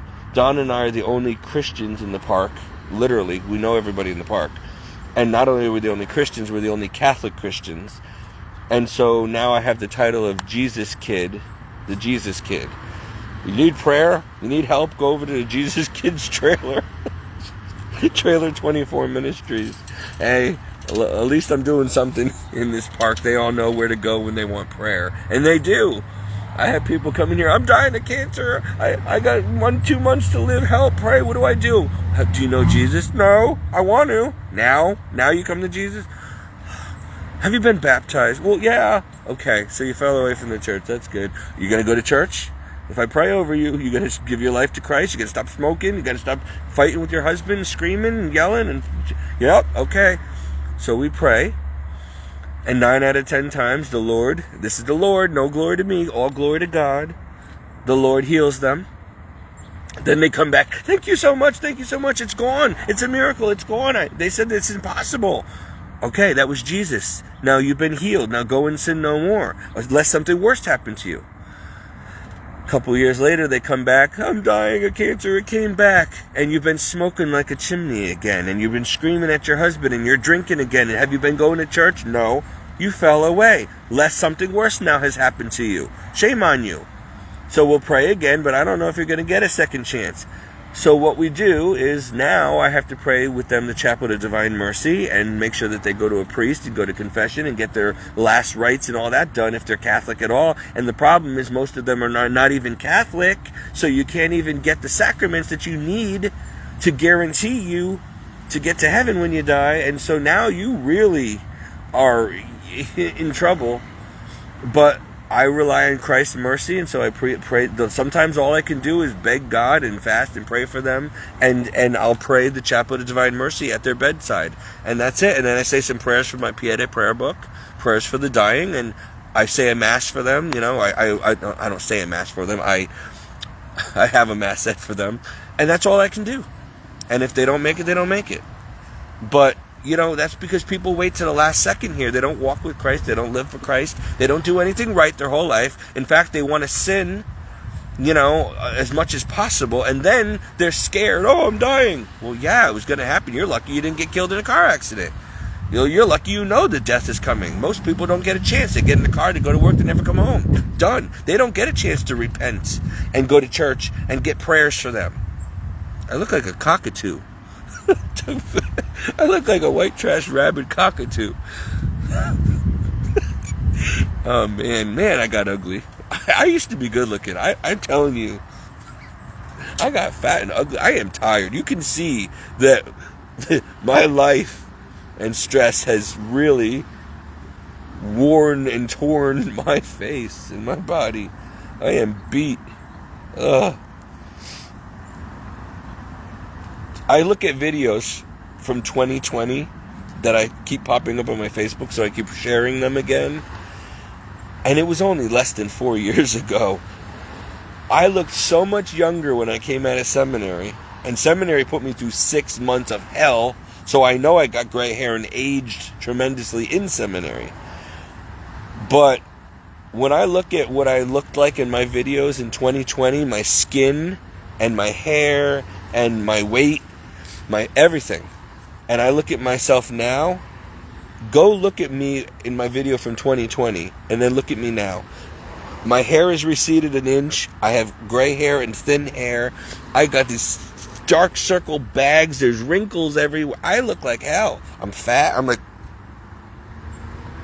you know, like this is gross. I look like a walking Coke factory, Coca-Cola factory. Pregnant man. Pregnant Man Ministries for all you libtards out there who want to change your gender and give birth. Alright, now I'm going too far. But don't give him any ideas, Steve, because somebody will do that. Somebody's going to open up a gay church with a bunch of trans people and pregnant men, and they're going to call it, I don't even want to know what they're going to call it, Rainbow Bright Church, I don't know. And they're going to think they're going to go to heaven by committing these abominations. Well, before I end this video, again, please pray for me and my health. Pray for my vocation, my ministry. Pray for Donna. Pray for, help me figure out what I should use as my main title. And we're really moving very fast now towards the tribulation, towards the end of the end times. Because now scientists have officially created a real black hole on a miniature level with light. It started bearing light. They're opening up portals in labs now. CERN has been doing this for a while now. So they're messing with things of God. They also have China has officially given birth, created in a lab, a chimera, a monkey-human hybrid. This is a monkey and a human mix. So this monkey is going to think and talk and has fingers and stuff like a human. It is half human, half monkey. That is stuff that is an abomination to God. You shouldn't be creating things like that. That's not. It's like a soulless. A demon's going to fill that body, and you're going to have these half animal, half human. That's disgusting. And then people are going to sleep with these things or be raped by these things and impregnated by these things, and you're going to have a disgusting race of beings that are no longer in the image and likeness of God. They're not human. They don't have a soul. They're going to hell. They're abominations. They're going to turn on us. They're going to be used for evil. This is really filthy. And God's not going to stand for it. So we got that now. And they've also finally had the first successful, complete birth from start to finish in a test tube.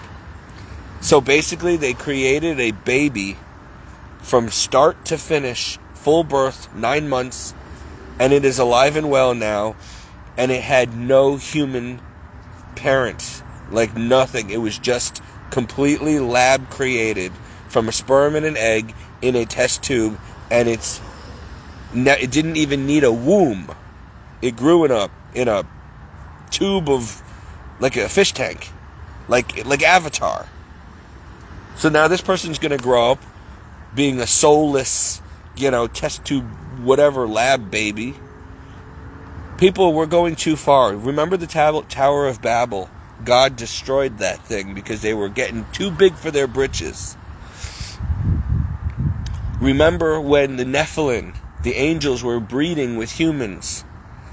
God sent the flood of Noah back then and destroyed everybody except for Noah's family from the face of the earth because there were giants and hybrids, half human, half animal, half human, half angel, or half demon people walking on the earth. And God said, no, this is not my plan for mankind. I want a pure, holy human race in my image and likeness. I don't want these other things. I created what I want, and I don't want people messing with it. I don't want angel humans breed, or chimera, or people sleeping with dogs and having a werewolf baby, or I don't want this. God said no, and so he destroyed the earth, and he's going to do it again because we're doing the same things now that they were doing back then. And he said it's going to be worse in the end times than it was during the flood of Noah. And it's going to be worse with the perversion, and the sodomy is going to be worse than it was when he destroyed Sodom and Gomorrah. People, we are living in a practical hell on earth right now, and it's going to get far, far worse every day from now on. From now on, the world is going to keep spinning out of control until it's over, until Jesus returns. And we still have things that are going to be coming, like chastisements and nuclear war and the Antichrist and the mark of the beast and the cashless society. And it's all here already. There's people in New York City already have the chip implant, and they're paying for their groceries with their hand. That's the mark of the beast. And it will be forced on everybody. It always starts out small, and then it becomes forced on us. How you doing, Tony? So if you get through this whole video, you might want to skip through that 20-minute conversation with that woman who drove by and interrupted my video. But I've said a lot here, and I wasn't planning on making this video, and now I gotta hurry up and get ready for work. But it's been nice talking to y'all.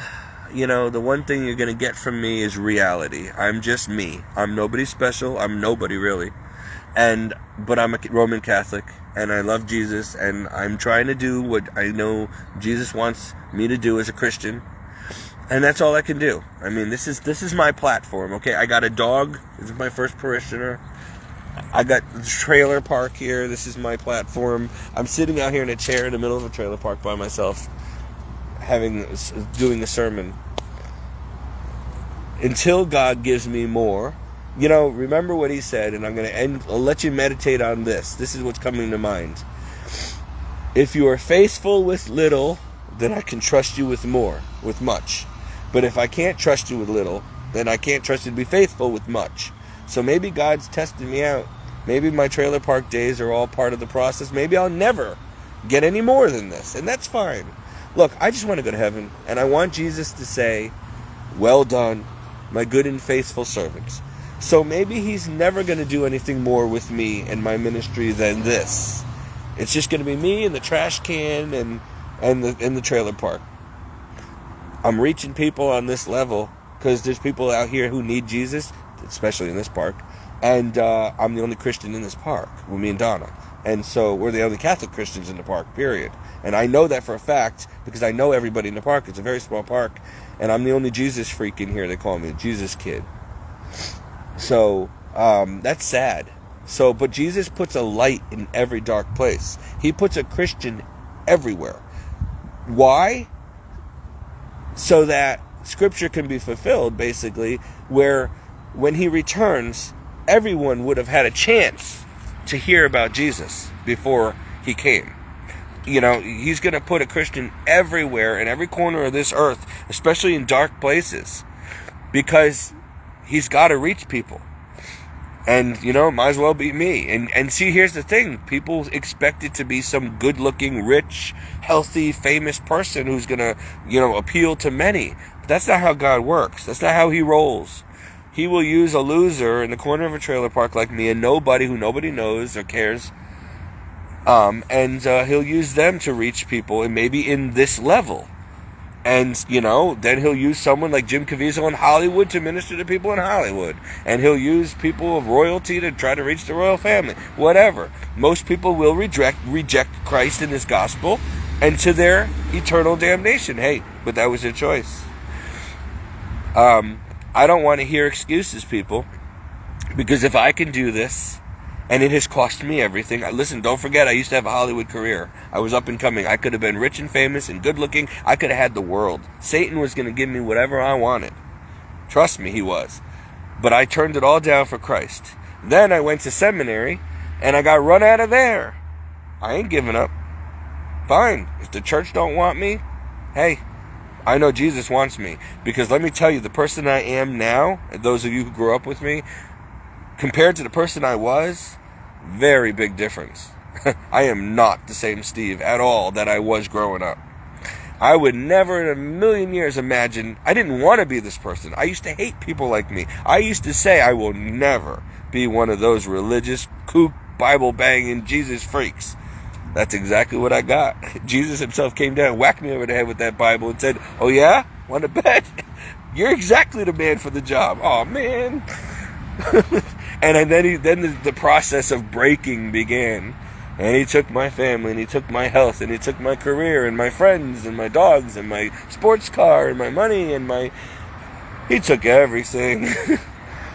But he had to break me down and humble me and mash me into the damn pavement to get me to be able to do this, I guess. So, and I did ask him for a lot. I did ask him for this. I asked him to use me like a little David. I said, use me like St. Paul. Turn me from a Saul to a Paul. Help me lead many souls to you, Lord. I want to do something big for your kingdom. I didn't realize when I was 26 asking for all these things that what the cost was. Now I realize today, as I made this video, I was just like the other apostles, the disciples, when they were arguing amongst themselves, and Jesus said, "What are you arguing about?" And they said, "Well, Lord, who's your favorite? Who's the greatest in the kingdom? Who's the least? Who's going to sit at your right hand?" And Jesus said, "Are you capable and able to drink from the same cup of suffering that I'm going to drink from?" "Oh, yes, Lord, we could do it." They had not seen the passion of Christ yet. They didn't see him being beaten, whipped, scourged, and tacked to a cross. They didn't realize what he was talking about. And he said, "Okay, then you shall drink from the same cup. However, it's not up to me to decide who's sitting at my right-hand side of the throne in heaven. That's the Heavenly Father only. Only he decides who's going to be sitting at my right and who's going to be sitting at my left. However, since you asked, you will now drink from the same cup that I have to drink from." And so they did. The only one that wasn't martyred was John of Patmos. Peter, he got martyred upside down on the cross. So none of them escaped martyrdom and horrific suffering for the gospel because they wanted to drink from the cup. They had asked Jesus for a lot. They wanted to be his right-hand men. They wanted to be powerful apostles and evangelists. And so they were. But that cost them everything. And a lot of suffering, martyrdom, and persecution. Death. And so, at 26, when I first became born again and on fire for Christ, I asked Jesus for all those things. But I did not hear him say, "Are you sure you want this, Stephen? You should first count the cost before you ask me, because you've asked me for a lot, and you shall have it, but you will drink the same cup of suffering in order to get it." I didn't hear that. I didn't read that part. And so I heard him say, "You shall have it." And I was so happy. I'm like, oh my gosh, God's giving me all these major things I asked for. His prophets are coming out of the woodwork telling me, "You prayed for this, you're going to get it." And so I shall. And I have been. But that was 20-something years ago. And now, I'm looking back and I'm like, what the heck was that? I've had my butt beaten up and handed to me. I've been smashed and torn and raped and beaten up and drowned and crashed in my car and plane crashes and illness and near-death experiences. Oh my gosh. And the persecution, my family turned against me. My friends all left me. I mean, what is... And then I realized, oh, I asked Jesus for a lot. And he said I shall have it. And I am getting it. But I didn't count the cost. And it's a good thing I didn't, because I would have said no. I guarantee you, I was not the person I am today. I was a coward, and if I had known what I would have to go through in order to have what the Lord had promised me, that I had asked him for, I would never have asked him. Jesus did not show me the whole future. He said you'll have it, but he didn't show me what I was gonna have to go through. Thank God he didn't, because I wouldn't have been able to do it. That's why God doesn't show us the future. That's why he doesn't want us knowing the future. He doesn't want to scare us off, because I wouldn't have known back then. I would have said no if he showed me my whole future. I would have been, no, I'm not doing all that. Forget it. I'm sorry, I shouldn't have asked anything. Never mind. But then I'd go to hell. And on top of it, I wouldn't be able to be used the way God needed me to be used. So I'd be a lazy, useless servant. And I'd end up in hell. So anything's worth not going to hell for. I want to go to heaven. So knowing that, I guess I would say yes. But the point is, if he had showed me all this in advance, I would have not asked. I would have been scared. But I didn't factor something else in. That not only was the cost going to be much, and it was going to be very painful, but Jesus said he would never leave me or forsake me, and he has not left my side during all of these years of pain and suffering and trial and tribulation and persecution and all this. He hasn't. And because he hasn't let go of my hand, I didn't go through it alone. I could not have. I could not have done it on my own. I didn't realize we were going to do it together. He said, you shall have it. And then I realized the cost was great, but he didn't make me pay for it alone. He's not left me. He got me through. So if I knew back then, Lord, okay, it's going to be very painful, very difficult, but as long as I know we're doing this together, you're going to be carrying my cross with me, you're going to make sure I succeed, then fine, let's do it. That means that's like if I decide I want to join the military, I know that I'm going to have to go through a brutal boot camp. And most people don't want to do that. It's scary. It's not for everybody.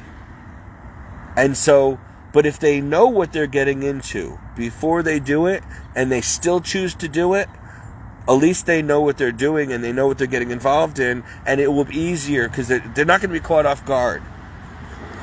It'll be easier to succeed knowing, okay, yes, I knew what I was getting into before I signed up, so now I'm going to go through it.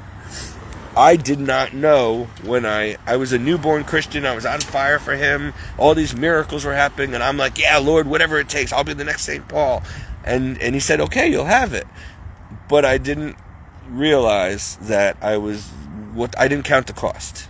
I didn't know there was going to be such a cost. I literally thought I was going to be this famous actor in Hollywood. I was doing so good in Hollywood, like my career was really on the rise, that I thought I was going to be like the biggest Jim Caviezel, the next Mel Gibson, like I was going to be next Channing Tatum, Magic Mike, and I was going to use that platform, my fame and fortune, to change the world and maybe become president one day, and I was going to use that to evangelize. That wasn't God's plan. That was my plan. No, he already had enough Mel Gibsons and Jim Caviezel's and Marky Marks or Mark Wahlbergs.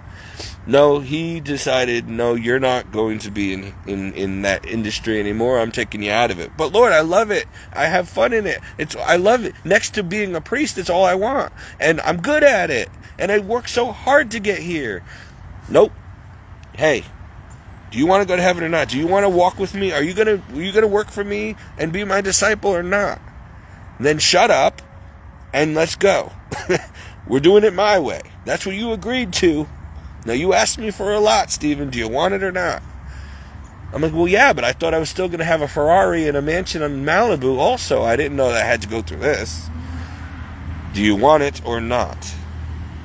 Then I was introduced to the sermon of, it's easier for a camel to go through the eye of a needle than a rich man to enter the kingdom of heaven. I'm like, okay, yep, you know what? That makes sense. You know what? Fine. Who needs Hollywood? Take the car. I still miss that car. Take it all. I had my chance I was hanging out with Channing Tatum and Kate Winslet and Leonardo DiCaprio. I got to meet almost all the celebrities, and not only meet, but work with almost every one of the celebrities I ever wanted to meet. So that was cool, except for Sigourney Weaver. I'd like to meet her one day. Other than that, I used to love Whoopi Goldberg, but I can't stand her now because I don't want to work with her because she's such a damn liberal, feminist, racist antichrist that I don't even want to. I have no respect for her. But I used to love her, but then I realized, these people, by the way, you need to know from somebody who was there, don't idolize actors and singers and stuff, because the person you see on film is not the real person they are in real life. I mean, I shouldn't be saying this, but the truth is, God forgive me, people like Terrence Howard, for example, amazing actors, I love him. I loved him and all his characters until I worked with the man. What a nasty...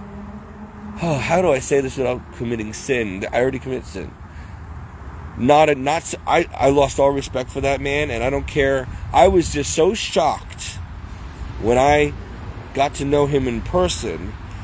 He was not the wonderful person that you see in film. He was a jerk to work with. Oh, he held up production. He was just, I can't even get into it. Being a Christian, I can't tell you the whole story anymore because it would be slander.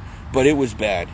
Now, Channing Tatum, I expected him to be an arrogant, pompous, young idiot. He was so down to earth, nice, awesome. We became pals. He literally let me sit with him in his director's chair and literally said, Steve, you're getting a bigger role now. And I worked with him. I shot scenes with him. He advanced my career. We became friends. He helped me get in.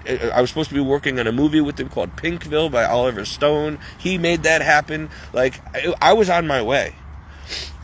But then he continued on down the path, and you see what became of him. Magic Mike and all this other stuff, and worse. Some of these things he should never have done. But he sold his soul. And he's in those secret societies. I chose not to join Satan's secret societies, and so therefore I was ousted and blacklisted. But I don't care. So what? I'm not a Hollywood actor. Who cares? I'm not selling my soul and becoming part of that nasty stuff in order to be rich and famous. And I don't want to be rich and famous if I'm not going to go to heaven. I want to go to heaven. I don't want to burn in hell for eternity. And I know hell's a very real place. And so, yes, I made my choice. And I chose Jesus Christ. And it cost me everything. And I would do it again. Yes, I would still do it all over again after all the suffering it's caused me.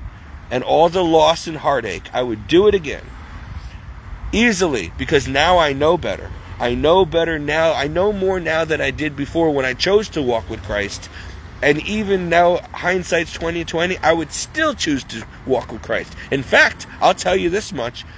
If I knew then what I know now, I would have I would have been a priest. I would have not even gone to regular high school. I would have insisted my parents send me to Catholic school. And then I would have gone to minor seminary, and then I would have gone into seminary right out of high school. I would have been a priest. If I knew then what I know now, I would have not tried to get into law enforcement. I would not, like my father and family, I would not have even bothered with all those go-nowhere jobs. And I would never have gone into Hollywood. I never would have done acting and modeling and all that stuff and runway modeling, all that TV stuff. I would have just gone right to seminary. And I would have been a powerful, if it was up to me. Now, obviously God had other plans. But if it were up to me, I would have been an exorcist priest. That's what I would do if I had a choice. If I knew then what I know now. That's how serious I am. Nothing's changed. I would have gone in further, faster, harder. I would have really gone for the gold. I wasted so much time.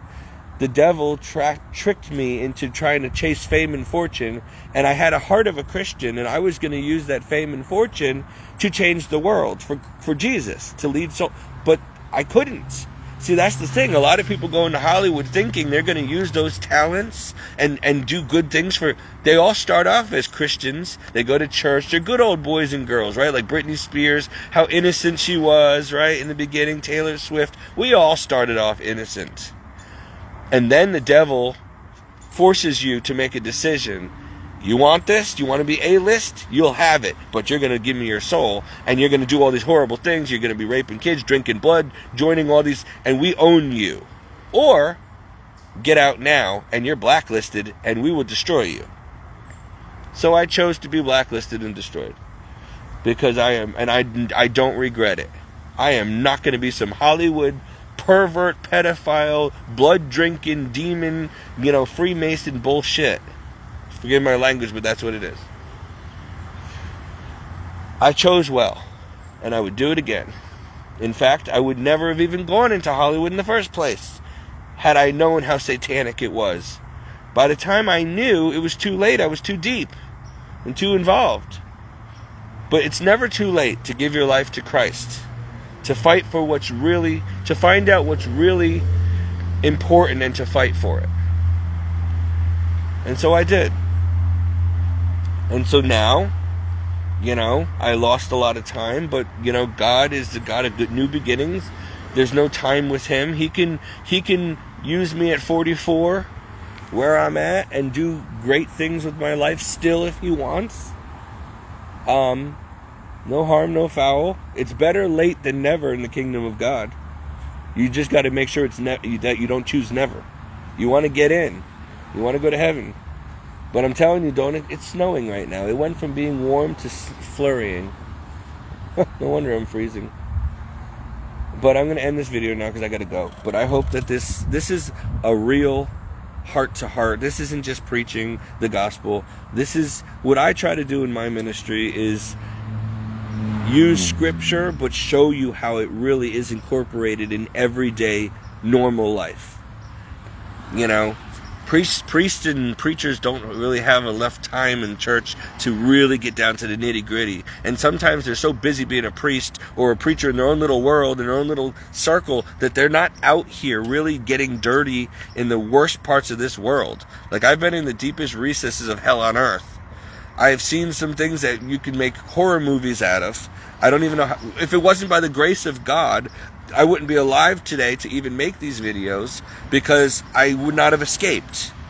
I've been in really bad places and seen some really terrible things and things that no person, especially no Christian, should ever have any business being anywhere near or associated with. But I was naive and stupid, and I was hanging with the wrong people, and I got dragged into stuff that I wish I never saw. But I know. I know stuff. See, this is what I'm saying. Most of you in the world, you're so busy with your 9 to 5 and just living life and voting for Biden. And I'm enjoying my life. You have no clue about reality. You don't know how real Jesus is, how real heaven and hell really are. You have no idea how real the devil is and the disgusting satanic stuff that goes on all around you behind closed doors. You wouldn't even know. The perversion, the murder, the pedophile, the blood drinking, the drugs, the crime. This world is evil. It is so disgustingly evil. The best way I can, no offense, Lord, you created a beautiful place here, but we ruined it. This world is not only a facade, it's like taking a pile of dog shit and painting over it gold, or painting over it and making it look like a donut, a nice, beautiful, tasty donut. Oh, heaven on earth. But under the surface, it's vile, it's disgusting, it's hell, it's the most vulgar, disgusting reality. And the Christians are so few and far between. We're like the stars in the night sky in this black abyss, and there's little light, shimmering lights here and there. There's not enough of us down here. That's why the harvest is ready, but the laborers are few. We're the laborers, and there's not enough of us willing to be the laborers and get out there and risk your life to reap a harvest of souls. It's dangerous, it's dirty, it stinks. You will be hated and worse. Kicked, spit at, mocked, threatened, persecuted, silenced, martyred. Why do you think Jesus said, if you're going to follow me, pick up your cross and follow me? People, real, authentic Christianity involves blessings and miracles, yes, but a lot of suffering. You will, in order to really walk with Christ, the closer you get to Him, you're going to be carrying your cross like He did. You're going to be feeling those whips and scourges and spits and kicks and falls. But this time it's not Him carrying the cross, it's you carrying the cross and Him helping you carry your cross. And you will go to Calvary. And you will die. Either a martyr's death, a white martyr or a red martyr, but you will die for Christ, having given your life and maybe even your real life, your blood, for your faith, for your Jesus. And I'm seeing a lot of people claiming to be Christians out here in the world, and pastors and preachers and priests and apostles and prophets, and the titles are endless. It's like going into a movie store and seeing all these different titles of movies. It's ridiculous. All fantasy, by the way, all garbage. Nothing but skin-deep Christianity, facades, a bunch of turds walking around gold-plated. That's what you are. You don't know suffering. Most of you Protestants have bought into this prosperity gospel BS from hell. Oh, God wants you to live your best life now. You're going to be rich and famous. Sow $1,000 seed and you're going to win the Powerball. God wants you to be rich. No, that is not. Where do you get that from? Because the Bible says opposite. That's like me trying to quote the Quran. I've never even read the Quran. I'm not going to just make stuff up and say, I'm teaching you the Quran today. The only thing you're going to get from me if I try to teach the Quran is a red Crayola freaking crayon. Yeah, I'm going to give you a crayon and you're going to color in coloring books with it. That's the closest I can teach the Quran. But the Bible I know. And not only do I know it, I'm living it.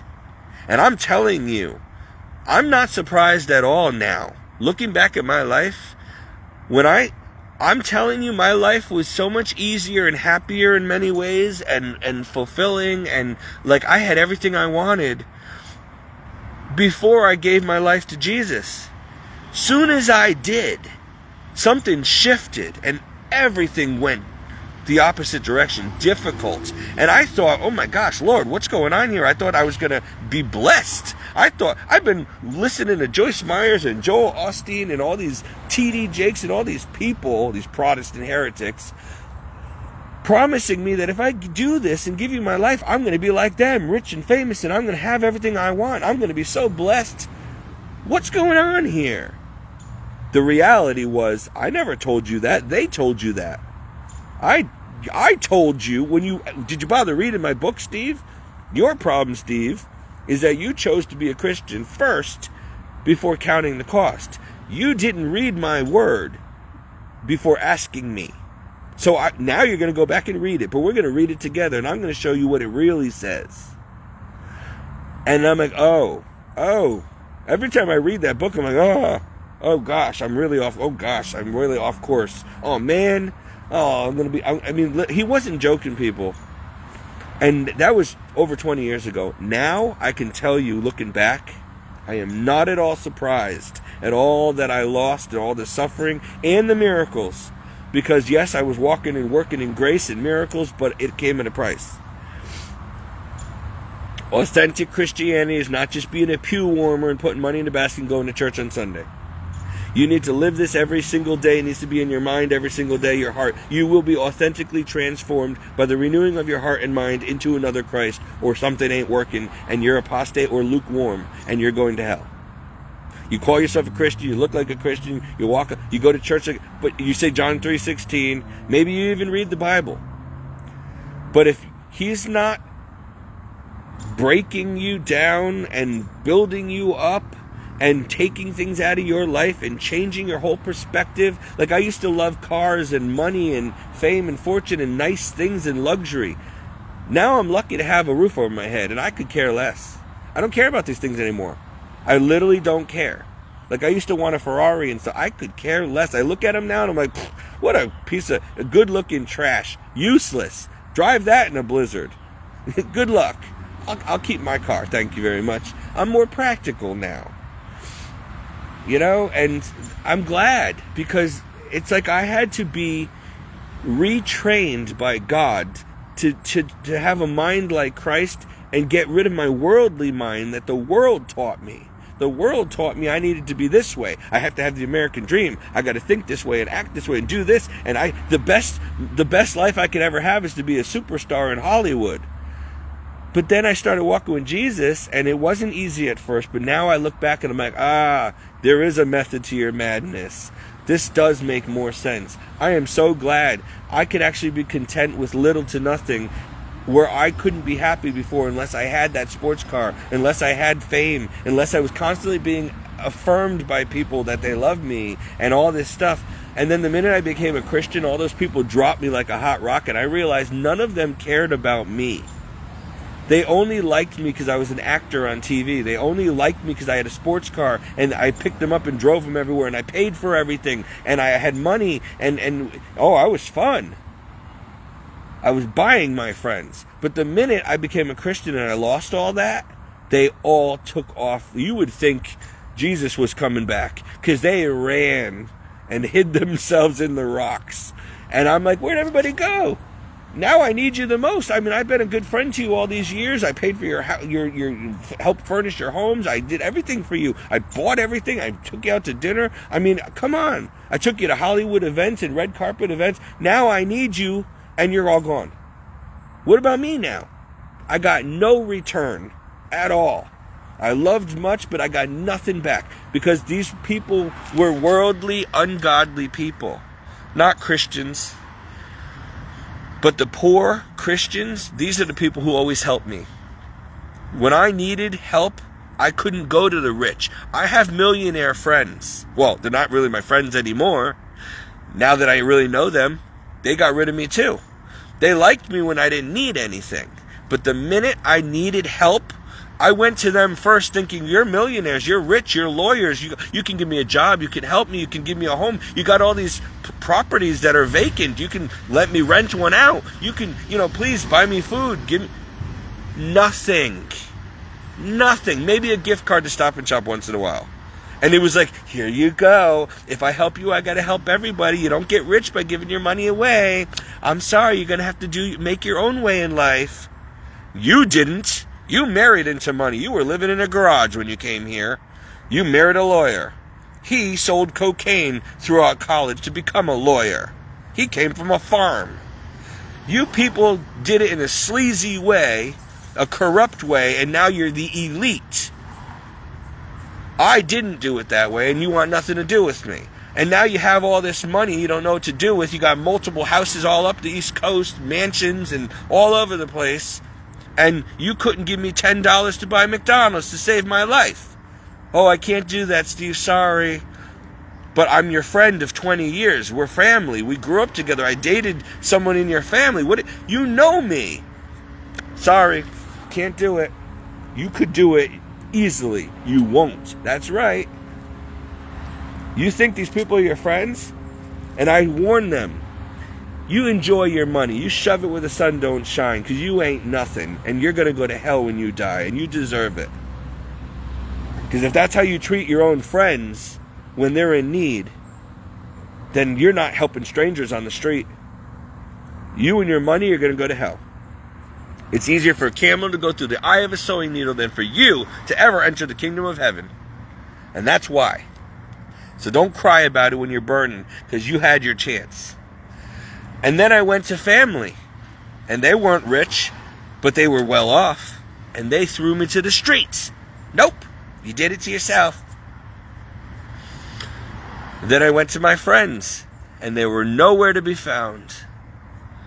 So then I went to the church. Some of them helped me, most didn't. So I got on my knees and I went to Jesus, and suddenly he sent people. But he didn't send rich people. He sent me other poor as dirt people to help me. Isn't that amazing? The poor are the happiest people on earth, even though they got nothing, especially the Christians. And they're the first people. I've seen homeless people eating out of garbage pails, willing to share their half-eaten sandwich that they just fished out of the garbage with another hungry person, and even giving them the shirt off their back because someone else was cold. These are people who have nothing themselves, and they're so generous. Yet rich people and famous people won't even give you a dime. Your own family will throw you to the streets. This has been my life experience. Have I ever been that way? I have been extremely generous when I had nothing. I've given my last dollar away to someone on the street. My last bottle of water, my last lunch. The Lord made it up to me, but I did. I took a risk. I went hungry and thirsty in the heat to feed someone I don't even know. And the Lord made it up to me. And I've also, when I had much, I was very generous with my money and stuff. So much so that I often didn't have enough for myself anymore because I gave it to everyone I loved.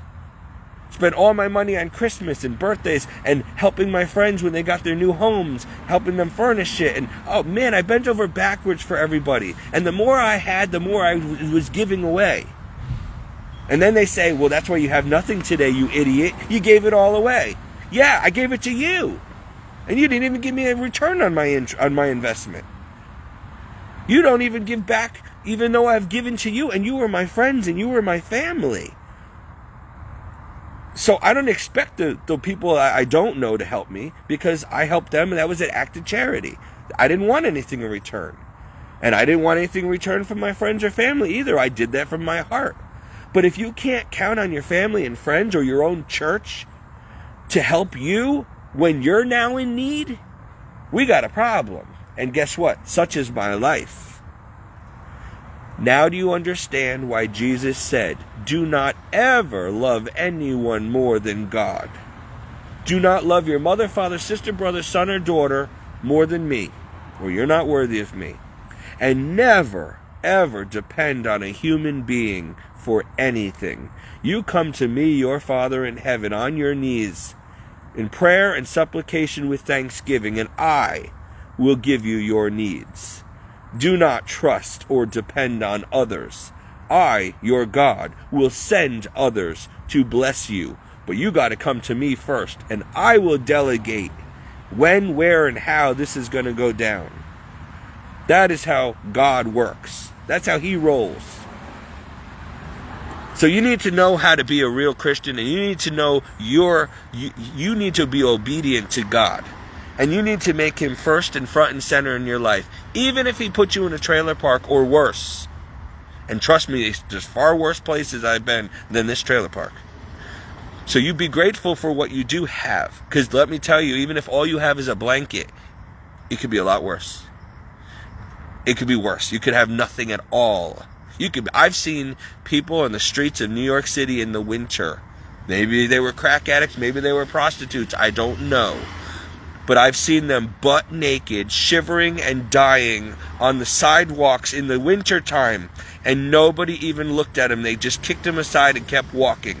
No one even bought them food or a blanket, nothing. They let a human being naked and bleeding, laying there in the middle of Fifth Avenue or Park Avenue, on the street in the cold. I felt so terrible. And I was with a group of godless people at the time who wouldn't let me stop to go in and buy them a blanket or food. I wanted so much, and I still to this day can't get that woman out of my mind. This poor crack addict black woman, she was laying there naked, crying, freezing cold and starving. I just wanted to get her something to cover herself up with and get her something to eat or drink. And I still to this day wish I could go back and find that woman. She's dead probably by now. She couldn't have lasted the night. I should have stuck up for myself and said, no, you're going to wait for me. You don't want to help me? fine, I'm going to go and do something about this. But instead, we got places to go. Some club we had to go to or some stupid event. So I went because I was overruled. But it bothered me, and it still breaks my heart to this day. And that's just one of many people that I wish I could have helped and could have helped and didn't. But that was before I gave my life to Christ. But I always had that Christian heart. And, it just makes me sick because there's no excuse. And I still help people when I see them like that. And I have nothing. I don't care if I have to go into a dumpster and get something for them. I will. To give them something. There's always something we can do. And that's why there's no excuse on Judgment Day when Jesus says, "Depart from me, I never knew you." There's no excuse for any of us, no matter how busy we are, how sick or poor we are, we can do something for Jesus. And he doesn't even want us to do it for him. He wants us to do it for our neighbor. He says, "You love me? Go and bless that person over there. Go pray for them.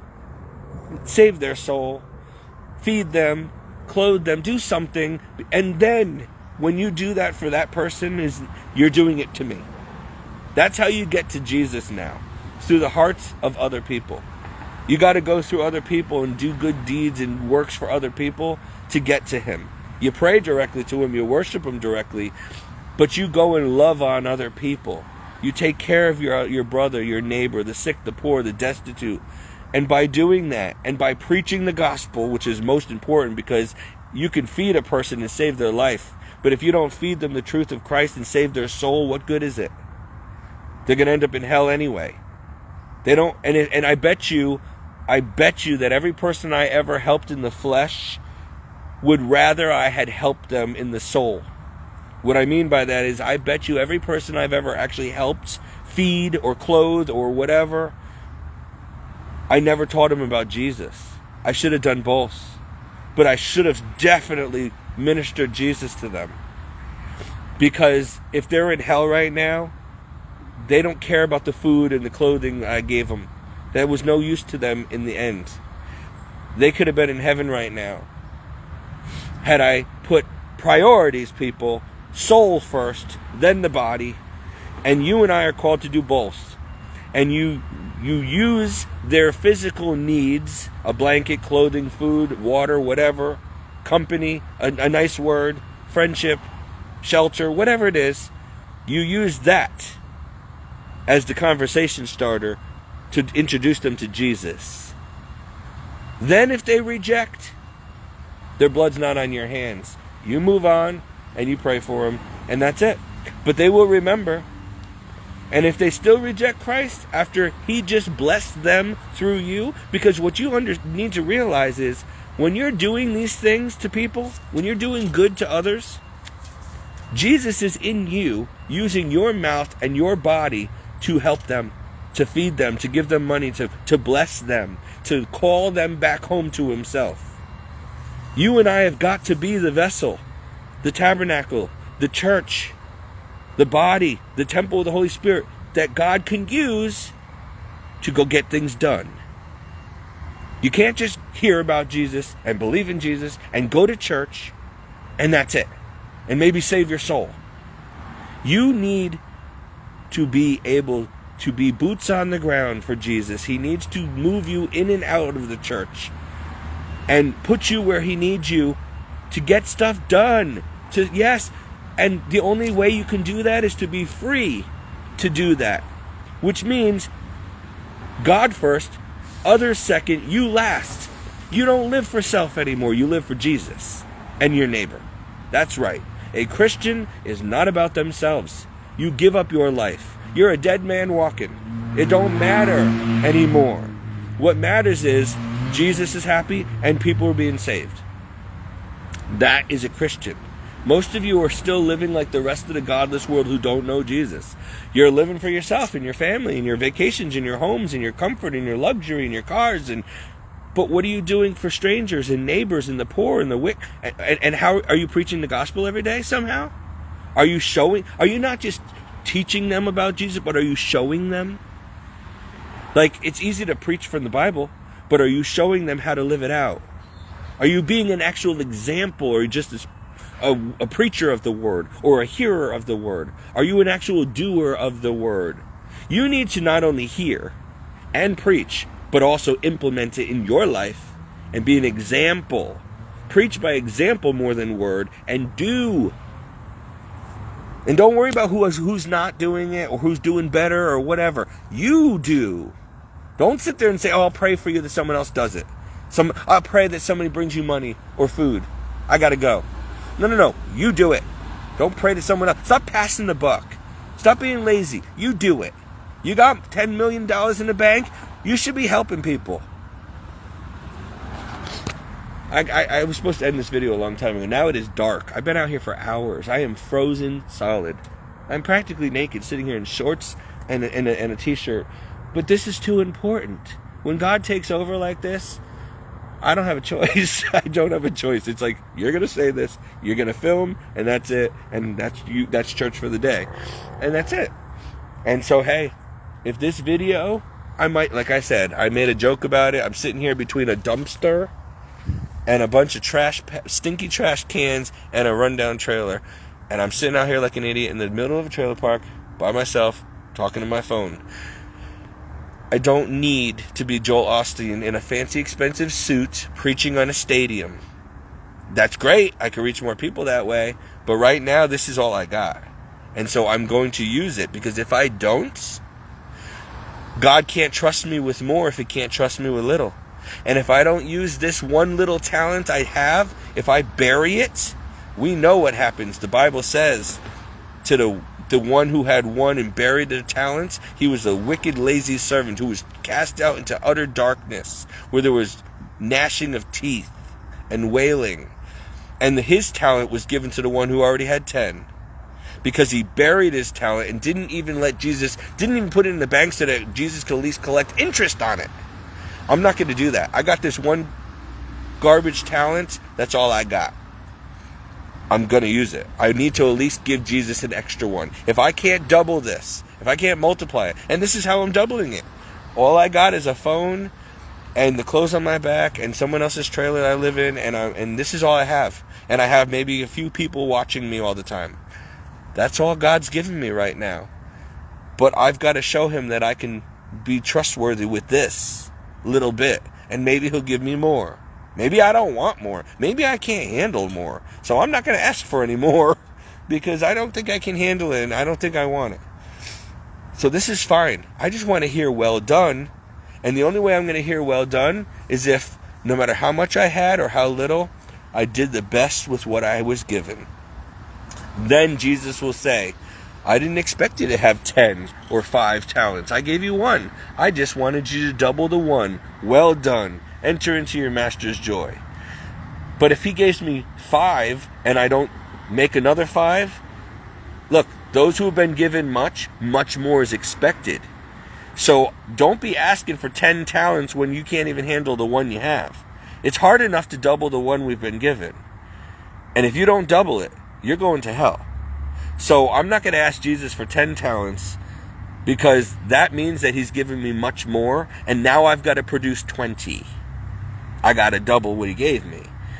That is very hard. So you need to be like the Pope to do that.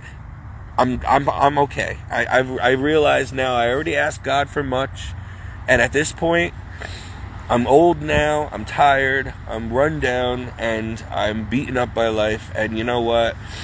God has already done a lot for me and in and through me with what little I have. And even what little I have, it seems to have been taken from me. But it's fine as long as I make it to heaven. As long as I get a well done and that I'm helping you people, then good. Then that's all that matters. I am just a vessel. I'm no longer my own. I don't live for myself. It doesn't matter. If God wants me to live a cushy life in a mansion, then He could do that. If He wants me to live with someone else in a trailer, then that's what He wants. It's not about me, it's about Him. That's the agreement when you call yourself a Christian. A lot of you don't get that through your head. I gotta go in, I'm turning blue, literally, I'm frozen. And I'm sure the neighbors are tired of hearing me ranting and raving out here for hours. So, this concludes today's sermon on the trash can, or whatever you want to call it. Trailer park porch, whatever. Trailer Park Ministries, I call it. Trailer 24 Ministries. I'm your evangelist, Steve Danello. And this concludes our, what was this, 3 hours, 4 hour sermon? Can't even see out here anymore. I don't have my glasses on. And it's dark. Ugh. And now I gotta go to work. Yay! I could have gone to work early today. I could have actually not made this video and gone straight to work hours ago and been home already. But now I'm gonna have to work till midnight because I decided on my Friday to take advantage of this beautiful, warm, sunny day to... Oh, you're frozen too. Come on. To make a video, which might be my last video. And I hope that these little stupid videos reach many people for Christ.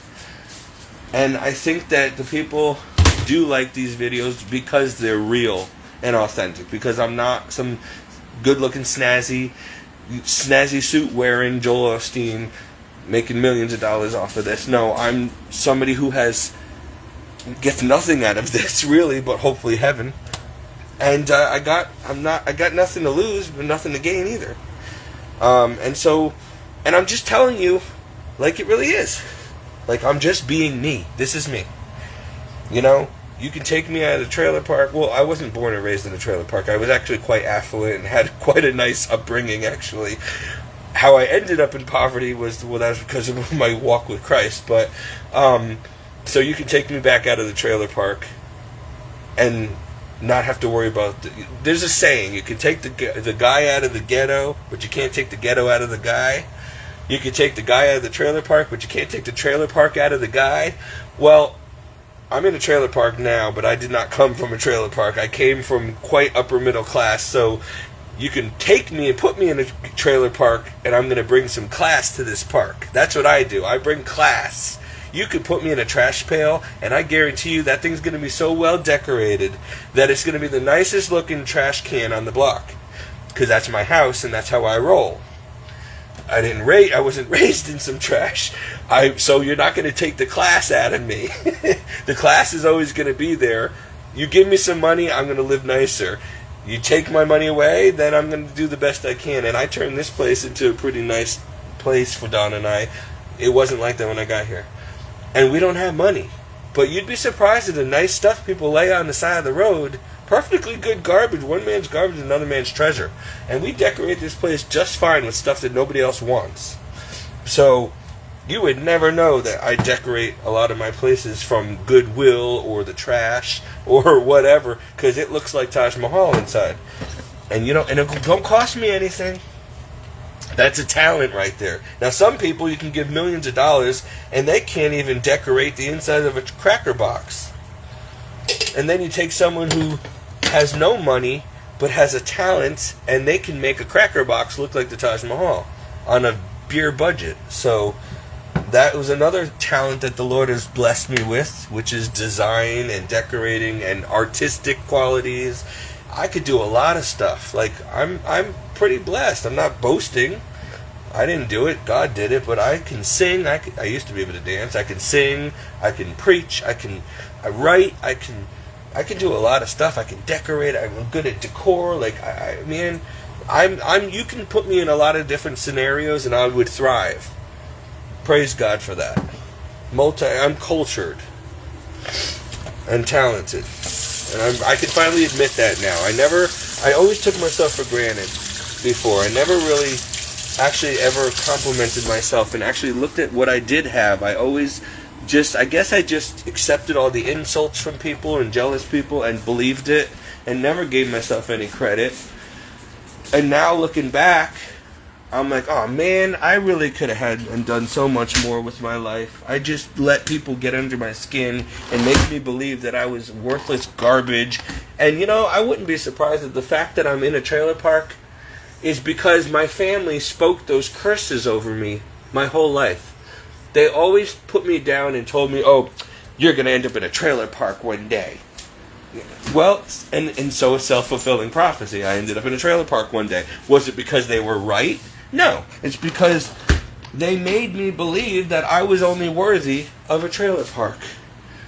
I mean, if they had raised me to believe in myself and encourage me and say, you're going to do great things one day. You're going to be rich. You can do it, Steve. You can do it. But instead they always said, you can't do it. How'd you get that job? You won't last a week. You don't deserve that job. Oh, you don't deserve to make more money than me. Oh, come on. What do you think you're doing? You're never going to amount to anything. That's what I got fed my whole life. By my own family. And every other Tom, Dick, and Harry that came my way. So, I spent my youth trying to prove them wrong. And I did. They said I'd never be an actor or a model. I'm not good looking enough. I walked on runways. I was in magazines. I was on TV. I did it. In other words, don't tell me what I can and cannot do, because I'll show you I can. But the point is, I should have used that effort for the kingdom of heaven, not to prove myself worthy in this world. That I didn't know until it was too late. Now I know, and now that's what I'm doing. But I also got to tell you, the truth is, even when I didn't know him that well, the only reason I was capable of proving those people wrong and doing everything I said I would do, getting into movie business, all that stuff, was because Jesus was always with me, even though I didn't know that.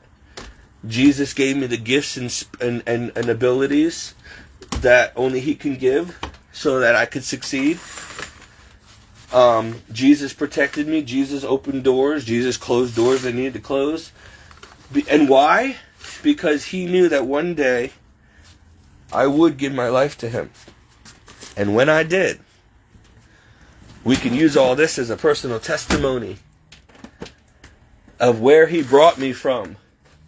And also, I think he wanted me to get real down and dirty in this world. Like really filthy with the world. And know it in and out.